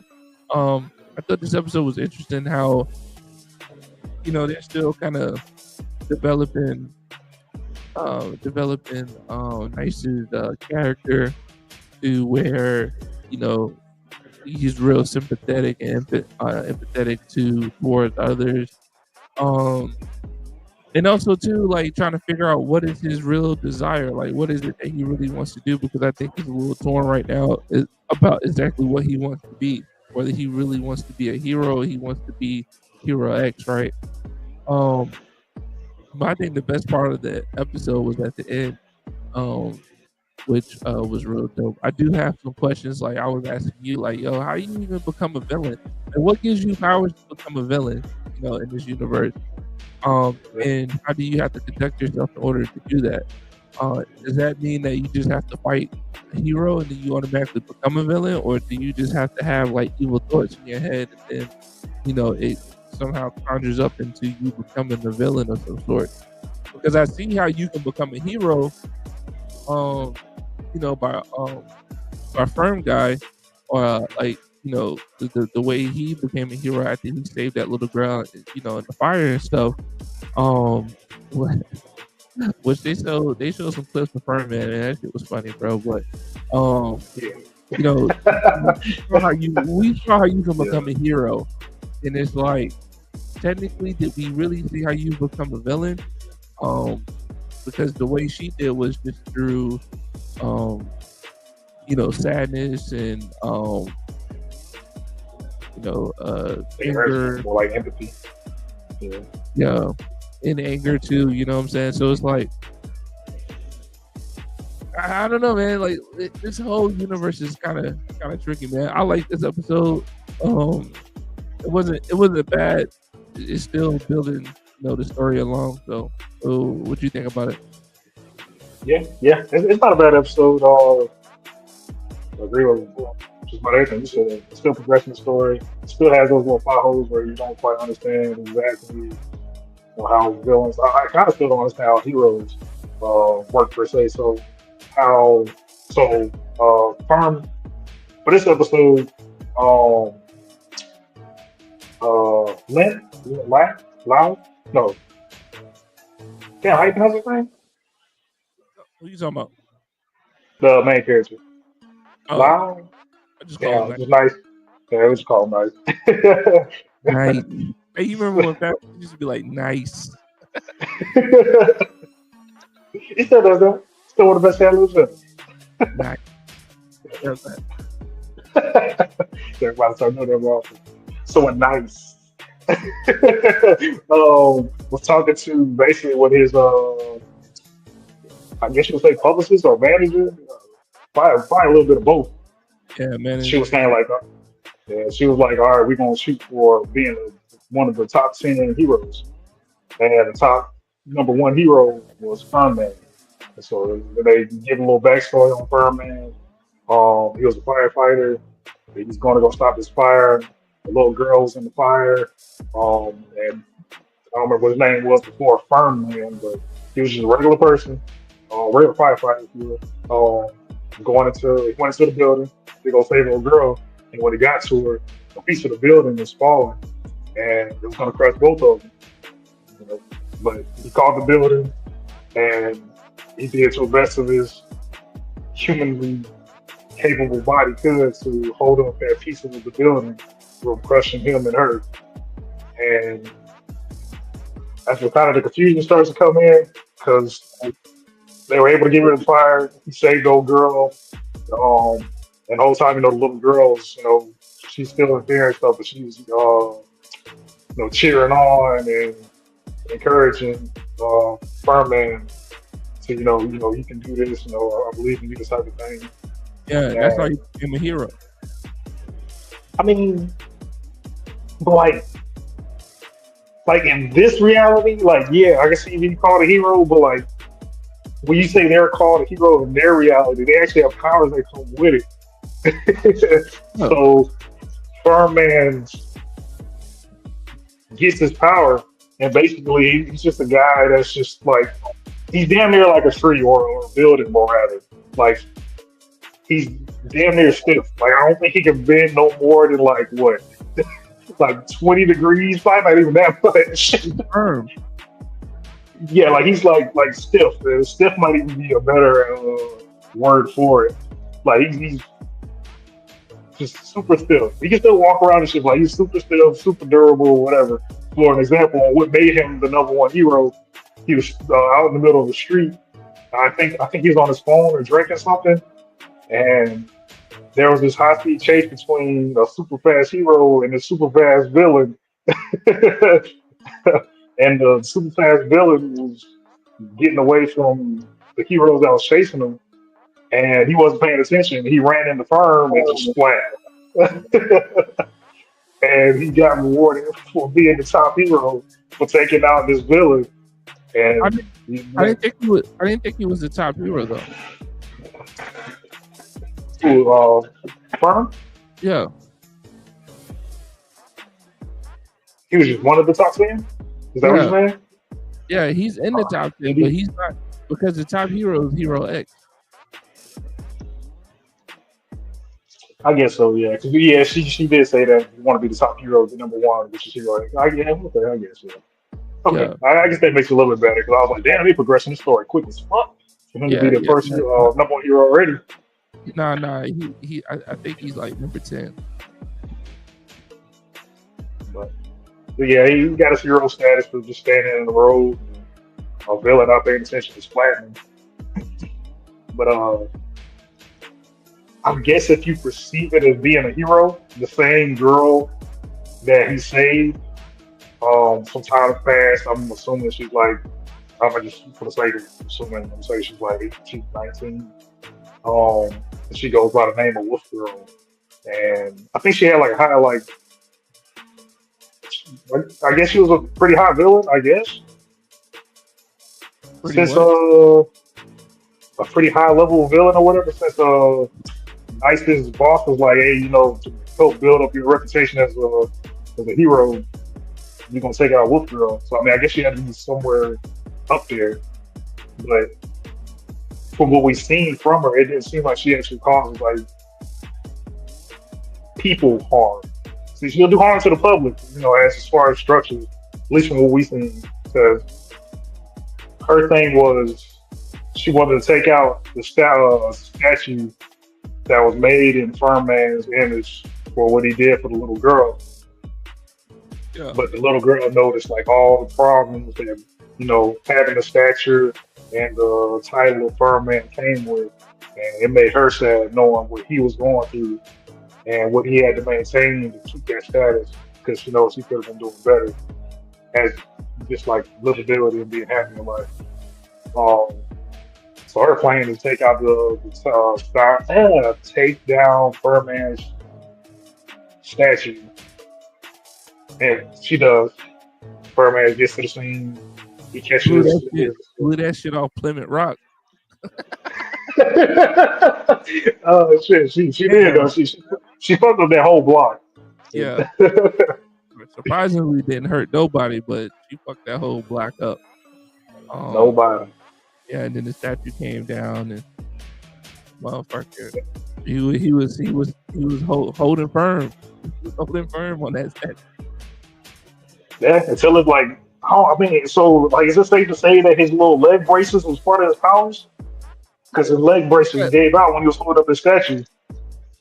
Well, see, that's the thing, man. Like, you got to think about it. In this universe, the people give you your powers, and the reason why I say that is, well, maybe I wouldn't say give you your powers, but or maybe they do. I don't. Anyway, it's weird. In the way that you use your powers, the people have control over that too. Because you remember, Moon, she can only teleport, next to Nice side, right? She can teleport anywhere else, and that wasn't because of her, but that was because of the man, right? So, with that being said, if you remember, in Wolf King's throwback when she was in the classroom and stuff. And she was drawing Furman. It was, oh, that's not Furman. Furman's like a machine. You know what I'm saying? Like they were describing him as something, not as a man, right? Something. Yeah, she drew a picture of him crying, and she was like, "Yeah, man, Furman, don't cry." Yeah, something bionic. So it's like, that could possibly where his fucking legs that came from, where people just thought that he, was unbreakable, or he couldn't, or he could hold up anything. You get what I'm saying? Like in order. Hey, that might have been. Oh, go ahead. No, I was saying in order for him to do so, like that's what he would, in his mind, he would be supported by that, by his braces, being firm. Like, I don't know. I'm trying to put the pieces together here, but I think that's why he had it. You know what I'm saying? I mean, I think I got you. I think it was more like symbolism, because everything that happened, everything that was there was, I wouldn't say of his own creation, but it was of his influence, because he ended up in the spot holding up his own statue, which was made up in his image to kind of show and uphold this image, and basically in a way, his image was way more than he could bear, and that broke his. I wouldn't say his will. I don't know how to word it. or I don't know him how to wanting to word it. be a hero, or him wanting to be in the spotlight of being a hero, because he didn't want that shit. Potentially. I mean, yeah, definitely.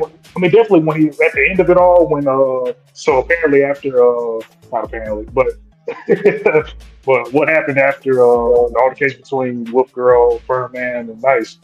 Um, Nice leveled up, and apparently you move up on floors in this journey where all the heroes are. And Nice ended up taking where Furman lived, and they had a little conversation back and forth. And Furman he's like, man, I think it's like the happiest I've ever been. Like, I'm not mad at you taking my spot or taking where I live at. I'll be out of here in no time. You know, he was congratulating him. So, yeah, Yeah, you see the straight jacket bed that he had to sleep in, or could he lay down? he couldn't lay down. He was still standing up. The bed was just tied to where he was standing up. That's what I'm saying. I call it Yeah. like, but yeah, yo, did you see the clip of him trying to use the bathroom, bro? Yeah, like he can't sit down, like he can't bend his knees whatsoever. Like his legs stay straight.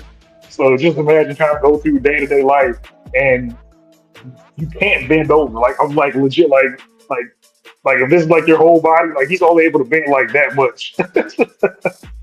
So like it definitely took a toll on his life, and it was definitely a change of lifestyle, probably more for the worse than the better. And evidently not that strong either, because like if he was like that, you should just do that fucking statue up, my boy. Like, what are you doing? Yeah, I thought that immediately when Nice caught it, he got it. And at the same time, I was thinking maybe it was because the people were cheering for him too. Like, oh, it's Nice. Yeah, Nice can do it. Like, I kind of figured it was probably like a little bit of that too, possibly. But I was scratching my head at that too. I was like, man, tell me Nice can just throw this little statue and you couldn't throw it. But, still a good series. I still want to see where it's going. All right, man. What you giving what you ranking this episode? I give this one. I give it 8. I give it 8. Yeah, I give it like 7.5. It wasn't bad. It's growing on me though, man. It's growing on me for sure. I can see this being a very good anime for sure. And the animation is beautiful too. But I had. Oh yeah, they didn't do any 2D animation in this one. Now to think about it, I made it wrong, right? Oh, and then the end of the episode lives on a fucking cliffhanger, dog. With yeah, I'm definitely forward to that. I was like, oh shit! Like I think shit might get real spicy now, dog. Yeah, I'm hoping. I mean, again, speculation. I'm hoping old girl turns into a villain on this one, and then we get more insight on like what makes a villain. But we'll see. We'll see. Who's old girl? Moon. I hope Moon is going to become a villain. Because the main thing that turned, I wish I could remember his name, the Trooper Dare dude. That's what it is. That got Moon, the Trooper Dare dude. He got pumped up with fear fluid. I'll just call it that because I don't have a name for it. But maybe she gets pumped up with fear fluid too, and then she becomes a villain. And then maybe it kind of shows like some dark stuff pending between her. Like maybe she'll have like major hate for Nice, and maybe she'll have like kind of like an amnesia kind of thing going on, where she'll see Nice more like that person that kept me stuck in this place and didn't have me go out to be what I wanted to be because I constantly had to be by his side kind of thing. And it turns to a villain from there. That's interesting, man. And I also want to see if Nice actually becomes, or not becomes, but his place maybe like in that villain road just because of whatever lies that he's gonna expose about him, right? Because that's what it's really about. That's why it was telecasted, right? It was telecasted to displace the faith and belief in the people who are Nice. And if that happens, his numbers are gonna go down and his powers are gonna decrease too. So next episode, bro, should be interesting, man. Should be interesting, bro, for sure. All right. Welcome back to another episode of Where's My Anime, episode 22. Oh, you boy, what's up, man? Fucking mosquitoes, man. They out here, right? Oh, you boy, they out here. This one boy Doubt. We've gone over a lot of animes tonight. I ain't even gonna list them all. Yeah, I'll do it. We went over Windbreaker, Devil May Cry, Super Q, The Beginning After the End, My Hero Academia Vigilante, and we just wrapped up Superhero X. Next on the list is Lazarus, season 1, episode 3. I can't even hold you, bro. So this is what happened. I guess somehow or another, I actually watched this episode, but I don't remember watching it at all. I mean, I can see that. I can see that. But here's the thing. I think maybe I watched. I think the new episodes come out every Saturday. Or is it Friday? I don't know off top. We probably should start advertising that so people can tune in and watch it too. But yeah, it's either every Friday or Saturday, man. And I watched it on the day of. But here's the thing: throughout the week, Prime was telling me that I already had watched it, so I was waiting on episode 4 to come out, not knowing that it was still on episode 3. So I'm not too versed with what happened on episode 3. So you can kind of take this away if you want to. yeah, that's not bad. Again, still great, still progression story. I have to drop another commend aside. Last episode, I was saying that when they were looking for Dr. Skinner, I can't remember that Czech girl's name, but she was saying that I was saying that she said she only found 30, but yeah, just almost really about that. It's like over 100,000 different Skinners, and like this episode, like they were kind of just zooming in, showing like all these different Dr. Skinners. Like one of them they kind of focused on it was clearly a woman laying out on the beach, but it had Dr. Skinner's face on it, and they was like, that's definitely not Dr. Skinner. Something's going on here. So she was saying like there must be some top hacker that Dr. Skinner has on payroll, and I might be able to figure out who it is. But there's not too many that I know that can actually do this. And she starts naming off like the top 3 hackers that could potentially help out Dr. Skinner in being able to hide his identity.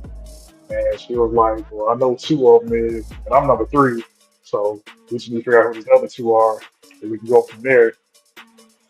And they went about doing that, and they also had some other leads because, gosh, I gotta remember his name.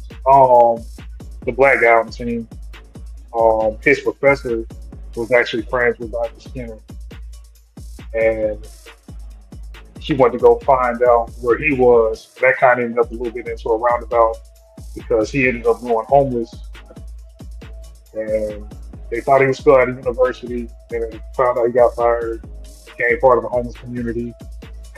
And then they also turned out that that same homeless community, I forgot about that. The guy, a guy that used to be in jail with Axel, he's like the head of the homeless community out there. So plan was go to this homeless community, go find this head of the homeless community that Axel knows, and hopefully find the professor that the black guy knows to get some kind of trail. Yeah. And also at the same time, they had, damn, how did that go down? No, I think that was the second mission. So they did end up finding the head of the homeless community, which I don't know if it's weird enough, but whatever. It's kind of funny, man, because they're looking for a guy called Jerry. So that's the dude that actually blew in jail. And he's going around the whole facility asking, like, where's Jerry? Where's Jerry? And everyone's like, who's Jerry? Jerry doesn't run this homeless community. Damn, what was her name? Julia? He said Julia? He said Julia's in charge of the homeless community. And then they finally run into Julia, and Julia sees Axel, and she's like, Axel, it's you. Axel's like, who's you? It's like, oh, you don't remember me? It's me. Julia, oh yeah, I'm Jerry. I was like, oh shit. Jerry done transition into a woman. But she gives out details Yeah, she gives out details on where old dude's professor is. He talks to the professor. He gives leads on where to go look at for where Dr. Skinner could be. And that leads them to go to, I can't remember what country, but he was adopted. And his grandmother, his adopted grandmother, was in another country.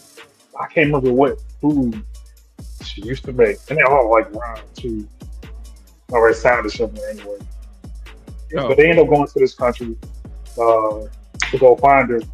And apparently it's a country that's not too far on the outsiders and stuff. So it's not too long when Axel and remember that the young kid that got held up by shotgun point at the last facility. yeah, Yeah, it gets hemmed up again. Damn near hemmed up again. okay. Hey, we get some nice little fight sequences out of that. Axel, oh man, sorry, backtrack a little bit. We see a little bit of Axel playing a pickup game with one of the guys at the homeless center. They playing basketball for $20 for every game they win and shit. And we see a little bit of some smooth, a little bit basketball animation. Axel doing some crazy ass like off the wall flips and dunks and shit. Fucking playing basketball. It was a nice little sequence in there. Yeah. But going back to the other country, yeah, some outsiders notice them, and they notice the little bracelets on their arm, and they're thinking they can make some money off that shit. So they jump Axel and old dude said I can't remember his name. They managed to pin him on the ground, and one of the dudes already got an axe, and everybody fucking bring it down on him. And then dudes on the ground like, wait, I'm just trying to find whatever Dr. Skinner's grandmother's name is, and they just stop and they're like, you know what that is? Okay, and then it just kind of just skips, and they go up to her doorstep, and they find her grandma. So they get brought up to her grandma, and from there, they ask her some questions about, when's the last time you heard from Dr. Skinner, or what was he like growing up, and she gives little backstories and spills and stuff. And also, actually came up with just a good idea. He was like, well, shit, if this is his grandmother, and he said he's going to come back, he must have some, some emotional ties to her. Now, there's no way that he's not watching his grandmother to make sure she's all right during all this. There's some cameras around there somewhere. So they go scouring around the house to find a camera. They find the camera. At that same time, old hacker girl back at HQ picks up on the screen that they got, or that the hacker has at his grandma's house. So now they got a lead on who's working with Dr. Skinner as far as the hackers, and goes from there. Not bad, man. Not bad. Lazarus is I mean, so far so good for me. Episode 1 was a real good episode, and I don't action wise, I don't think it's picked back up to that episode, but we can give it some time. I like Lazarus though, man. I like the plot. I think the plot is going to supersede its action that it has going on in it, just because it's a really good plot. But yeah, I'm gonna watch this episode and watch this episode that's about soon. What you rating this episode? I get it from 8.5. And I'm just kind of just running through it just for the sake of like time and me not sound like I'm completely rambling. But there's some good action scenes in this one. I mean, you ain't gotta run through it, dog. Like you run it through. I feel like I hit most of the high points from the best of my memory. So yeah, I mean, bro, you hit all the points in my eyes. I didn't even watch it. So, what you giving this episode, man? 8.5. Damn. All right, bet. I can't even hold you. I can't even put my ranking on it. But based on what you said, though, I'm sure I wouldn't be giving it no fucking 8.5. I know that. Welcome back, everybody, to another episode of Where's My Anime, episode 22. We're down to our last anime. Hit us up in the comment section if you agree with that, if you disagree with me. Let me know what y'all thinking out there. Let me know if y'all messing with these same animes we messing with. Let us know how y'all feel about our reviews about it. Let us know which ones can go. What'd you say? Let us know which one of these can go. Oh shit! None of them, man. None of them can go, man. Without further ado, man, we're gonna get it in with Yaba, Samurai Legends Season 1, Episode 3. This is the anime that's on Netflix right now. This anime is growing on me, man. I think it's a sleeper. You know, the aesthetics kind of threw me off when I first started watching it. Like, shit, they tried to do like a little Dragon Ball, little, replication, and it really isn't Dragon Ball for real. Seeing how it's moving along, like, does Yaba have like some young Goku traits? I mean, absolutely, right? But at the end of the day, like, it's not really trending in that direction. Especially with the, it's kind of trending more and more like fucking Naruto, as in like, the rival. I say that because of the rival. The rival direction is going with between Yaba and Obimaru. So something like that. It's Obimaru, bro. Like, chill. Like, that's his name. All right, on the first try. But now, man, so Obimaru.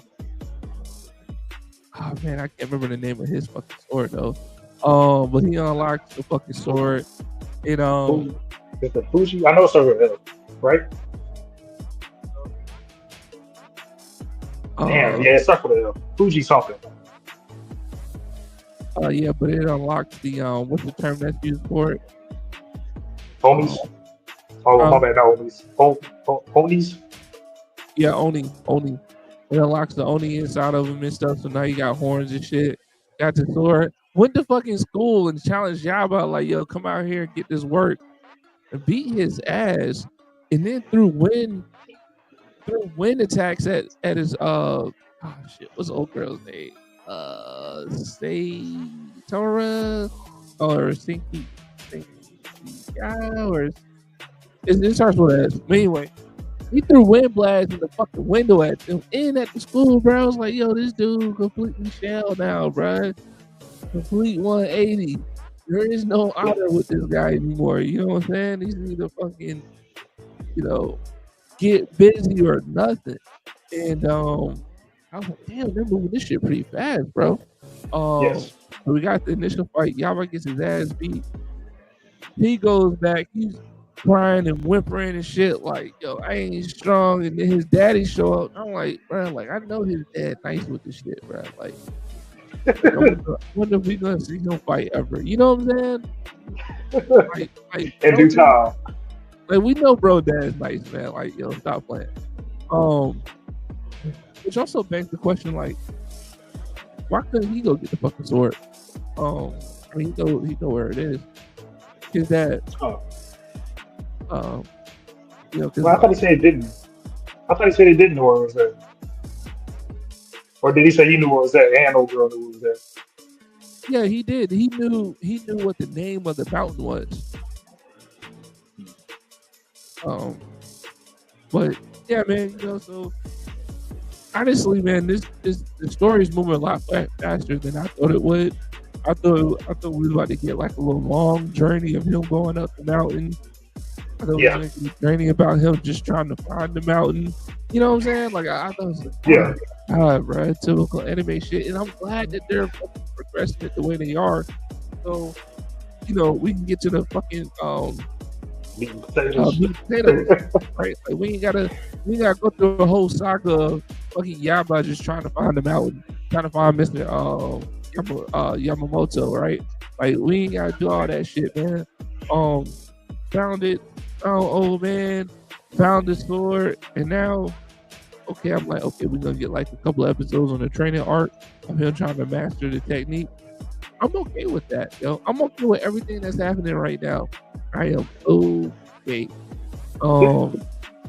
I know that you said initially that you probably wouldn't like the sword mechanic, because shit was coming out of it and stuff. But I think they did a good job of illustrating that to us. It didn't come off like it didn't come off putting. I would say like it came off like, okay, that's cool. It was fluid, right? Yeah, yeah. Yeah. What are your thoughts about this episode? Which is the bigger world where you left off at. But from what I was talking about, it was mostly how they presented it in the intro. If they do like how they did the intro, as far as them shooting out blasting the swords, That was just point. it might get a Shit. yeah, yeah. Like it was just like this little beam that just came out the tip of the sword, and I was just like, ugh, that doesn't it doesn't look great. But to pick up on the series though, yeah, yeah. Only Mario he came to school, man. He wasted no time. He went straight to it. He called out Yabo, Bring your ass here, boy. and Yabo answered the call. He came flying from the doggone school window, which was dope. That little dash dart, little attack he did from the school window down the hill, that was dope. Motherfucker said, "Oh shit, you got a real sword." Yeah, yeah, yeah, yeah. And Like it was nothing. yeah, and the whole fight scene to me was amazing. The only part that I didn't like, and it didn't make any sense, was at one point after Yaba darted down from the school window, and Omimaru would cut his bamboo sword. You know, he had to improvise with something else, and I think he ended up ducking behind like uh,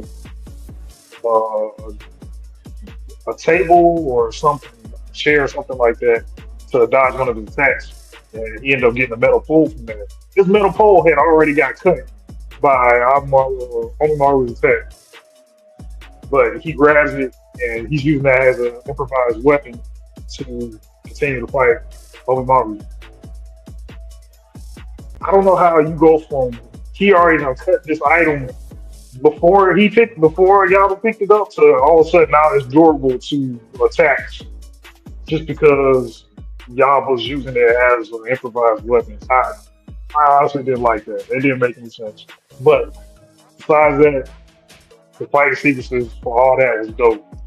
I mean, goddamn, Omimaru fucking was so dedicated to taking out Yaba right there. He cut the school damn near in half. Or not even that, he did cut it in half. Like he wasn't asking people to move out the way. Like he wasn't making sure that nobody was getting harmed. Like this was like a complete shit. I think it's safe to say 360 the character probably for him. Yeah, but Like this motherfucker had no training though. Wasn't that a little confusing? Like this motherfucker had no training uh with the sword, with the whatever the name of the sword was. Like he didn't have any training with it. He just went down to and grabbed that bitch. He ain't had no training, bro. I mean, to play devil's advocate a little bit, he did stumble upon it at night, and then it was that morning when he got up and he was like, I forgot what he said. He said something about the wind, and it was before he went to school. He did like a little sword slash, and he ended up cutting a pillar or whatever. And then that's the last you see of him until he goes walking up to the school. So I mean, and then he also had those he has scrolls or scribes or something like that he was able to read, get knowledge of about the stuff. Because remember at the end of the episode, like he had a whole like little scroll and stuff that he was reading, and that's how he found out about the opposite version of his sword too. So I mean, it's safe to say he probably picked up some knowledge, or he did pick up knowledge before he went out there and start doing what he did. Practice with the sword though. That's what I'm saying. I mean, he wasn't doing nothing too crazy. I mean, at the same time, I mean, Yaba did still manage to get some blows on him. So. Well, I think he actually got a blow on him. I don't even think he got some blows. But he went crazy with the sword though. That's all I'm saying. Yeah. And then go back to what you were saying. I do love the pacing. The pacing, like I'm starting to think this is probably only going to be like. I feel like this might be only 12 episodes. I'd be surprised if it was 24 episodes. Maybe. I wouldn't be surprised per season like 12 episodes. This was like the pacing that we got so far on just episode 3. Yeah, Um, yeah, we get to see Yabo get possessed by the lightning god of the sword that he is up getting. yeah. So we know that's a thing. It kind of comes off. Damn, was it before or after? I think it was looking like some Super Saiyan type shit because like his hair was just like. Yeah, I'm glad you brought that up, man. Glad you brought that up. The hair was going up, but they didn't give him like the gold tint. I was like, Yeah, thank yeah. goodness, man. Thank goodness. I I see mean, what's going there. yeah. I mean, the inspiration is definitely there, just in a different route, or at least presented differently. Yeah, I didn't care too much about how like the lightning demon possession form looked like, but what he was doing was pretty dope. I mean, shit. What's his name? Uh, Emotion? What's that name? The guy who was the protector of the lightning sword.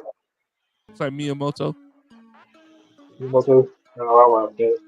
But I mean, shit. Miyamoto was able to take him out with some tree branches, Yeah, to the which is back of the pretty crazy. to the back of the Yeah, neck. yeah. Right, and it's crazy that he wasn't able to pull like the lightning sword had like some Excalibur type shit to it. Like it was stuck in the ground, and only the legendary swordsman could pull it. And he wasn't able to pull it. And he was forced to just guard the sword until a legendary swordsman was able to pull the sword out of the. It was in the ground. It wasn't really in the stone. But yeah, but I love the pacing of it. It's nice. I'm definitely looking forward to seeing the next episode. Especially now that we know that Omimaru knows about the lightning sword, so we know they're about to clash again. Oh yeah, for sure. I just hope he has time to train a little bit so he can get, you know, handle of the sword and shit. But what are you giving this anime, man? What are you giving this episode? Uh, I get it from 8.5 too. I will say that too. Now that's just going back to the pacing. I think I'm hoping the training ain't gonna be that bad because like even the short time we seen him train doing the blind technique, just sitting like he's using that already, and that was they didn't take a whole arc for him to learn that shit. That was just like Yeah, maybe 7 minutes of screen time, and we already seen him using that shit. So I definitely I'm looking forward to seeing how they do the training arc. yeah, for sure, for sure. No, I'm giving this one a 9, man. It was good. Had some good action in there. Progressed the plot. Had a little story in there too. So I'm always down for that. For sure. Um, I said this was our last anime, but I forgot we got one more left on the list. Um, did we do this? Oh, we didn't do this last episode. Nah.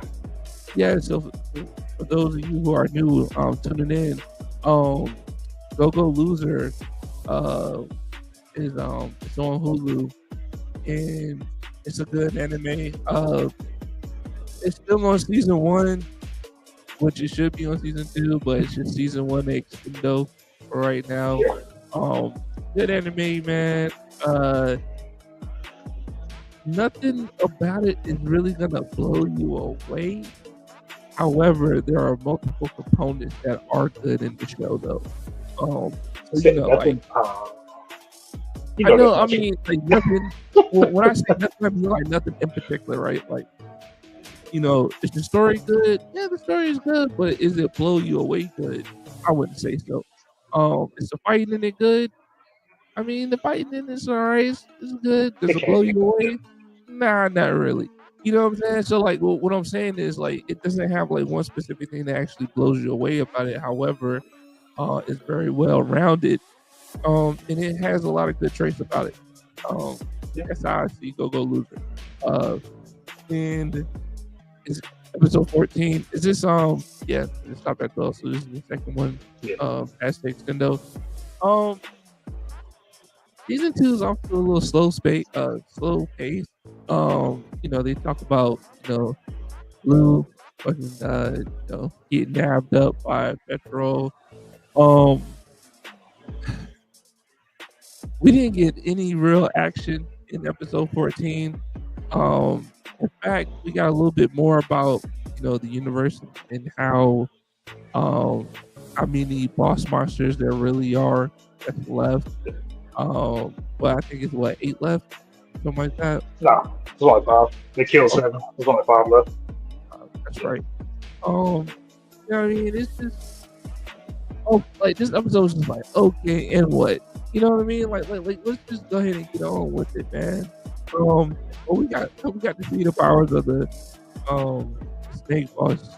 The schoolhouse and stuff. I guess that's cool, man. But like I said, man, I'd rather see some fucking. I'd rather see some hands flying.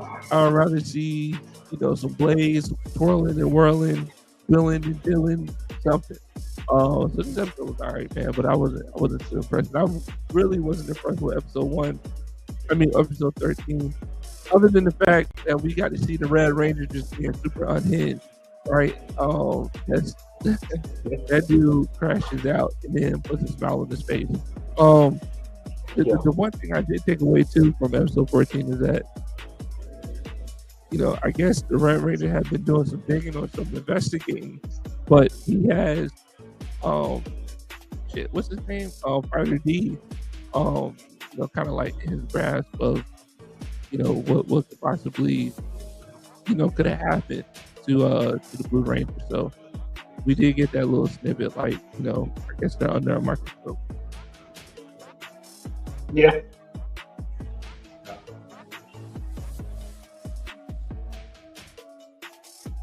So yeah, man, what do you think about it? Yeah, me. That's you. Yeah, episode 14, man. It wasn't really much to this one. I definitely preferred episode 13 more than 14.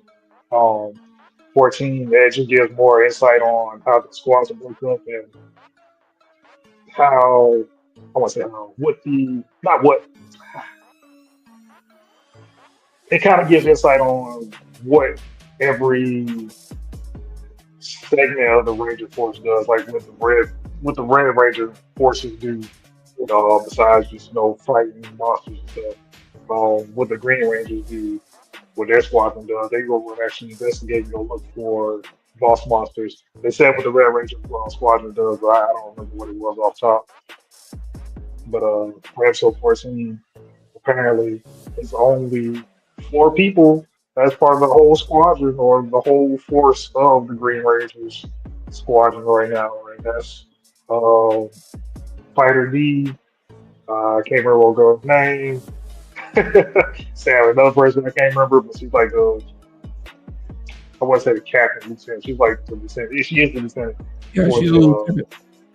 Yeah, for the Green Squadron, and then of course the Green Ranger himself. So that's apparently all the people that's left for the Green Squadron. But apparently the schools where there's a school out there or a facility out there where they done lost all of their people, and they're going out there to go figure out what's going on and why they keep losing all their people in this facility. And they kind of got adjusted to the idea. It's kind of like some little Tom Warp Loop kind of thing where they got to stick to a schedule or they got to stick to the rules. They got to stick to the rules of this area. And if they break the rules, then it resets back to a certain time. And yeah, every time they break the rules, yeah, it goes back. It's not a structure that I like because honestly, it's kind of like was that the first Doctor Strange? Where with Demaru, I can't do his name. Where Doctor Strange kept putting him in a time loop. Yeah, I didn't like that shit either. But that's what it reminded me of, and I was like, I'm not gonna like this. I don't see how this is gonna be good. I'm looking forward to how it plays out because apparently the boss, which is not even a boss monster, he was in a Green Ranger suit, or she was in a Green Ranger suit. So I definitely want to see what was the cost for that and why that's the thing. But and also I gotta be better with names. The guy that Fighter D took the identity of, he showed up in that facility already to see what was going on, and he had like his skin or like I don't know, like he had like got his face burned kind of type of stuff going on. But I didn't know. I don't know what that was about. Like he was clean faced last time we saw him when he got left in the cave. Because all he did was just get an arm chopped off. But Motherfucker tripping now, dog. I guess so. I guess so. So I definitely want to learn what's going on with him. We walking around like Anakin or some type of shit. Yeah. So I definitely want to see how that's gonna play out. But other than that, I just want to see what's gonna go on in the next episode. And hopefully it ends all this on that episode. I'd have to give this one like probably 6.5. Sadly, 13 was a lot better. Probably because it was a little more drama and dramatic. Yeah. What you gonna get this one, Jay Sama? Man, you know what? For real, I don't want to do it, man, because I like go losing. But this episode is really like a 4, dog. It's really a 4, and it's trying to be something that it isn't. But I'll give it a 4, man. Like, it's all right, dude. It's all right. I understand. I understand. What you giving it? What's it? 6.5, 6. I guess 6. You give it a 6? Yeah. Shit. They could have put some more action in this episode for sure. Like instead of like having them move back to the original spot, they could have had them like move back to a fight sequence or something like that. You know what I'm saying? Something, man. Not just like same old shit, yo. I mean, I wouldn't get that. It's not completely the same because if you remember at the end, the way that episode ended, old girl, not the lieutenant, but old girl, she's like part of the system now. I don't know why she teleported back with him, but she's part of the system now because when they were asking, I forgot what they asked her, but when she turned around talking to Fighter D, she talked to Fighter D, she was like, "Why didn't you do good on your math test?" And it just went downhill from there. So, I guess. See how they climb out of this bullshit, but outside influence more than likely. For sure. Well, man, hey, we went over a slew of fucking anime again tonight. We might be adding Moonrise to the list next week, and hopefully next week we can add Fire Force to the list too. So we can go ahead and do it big, man. Right, we already do it big. What is leaving the list? No, man, chill, man. Look, listen. Let me take this sticker off, man. When it comes to Fire Force, bro, season 2, 1, 2, 3, 4 episodes. These are the best 4 collective episodes that. Oh, that's okay. Season 3. Huh? You said season 2. I mean, season 3 is 4 episodes in season 3. And these 4 collectively are the best episodes out of season 1 and 2. And what I mean by that is, I mean like consecutive episodes being good. Like they're on a 4-game winning streak right now in season 3, and season 1 and 2 doesn't deliver that. So that's what I'm saying. Like, bro, like you gotta watch it, man. It's good. It's good, man. I'm fucking with it. Like the plot is finally moving, bro. I mean, I've been trying to get you to watch this way before now. You're not even caught up. That's what I'm saying. I mean, I'm on season 2. I think I'm like episode somewhere between 6 and 8. That's somewhere between last week. Yes, you're correct. All right, man. Yeah, go ahead and close this out, Dap. All right. Thank y'all for all that watched.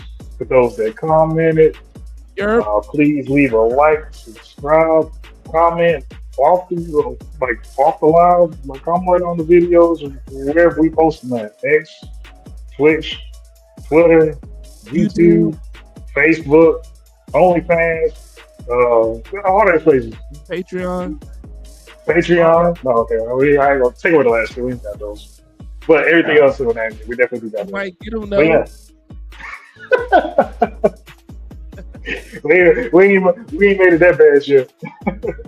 Or that good yet, however you want to see it.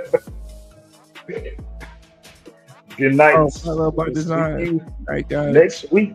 Oh yeah, we about to sign off too. Appreciate you for tuning in tonight. Appreciate that. As always. As always. Well, go ahead, man. Yeah. Again, thank y'all for watching. See y'all on episode 23. Until the next season and next episode.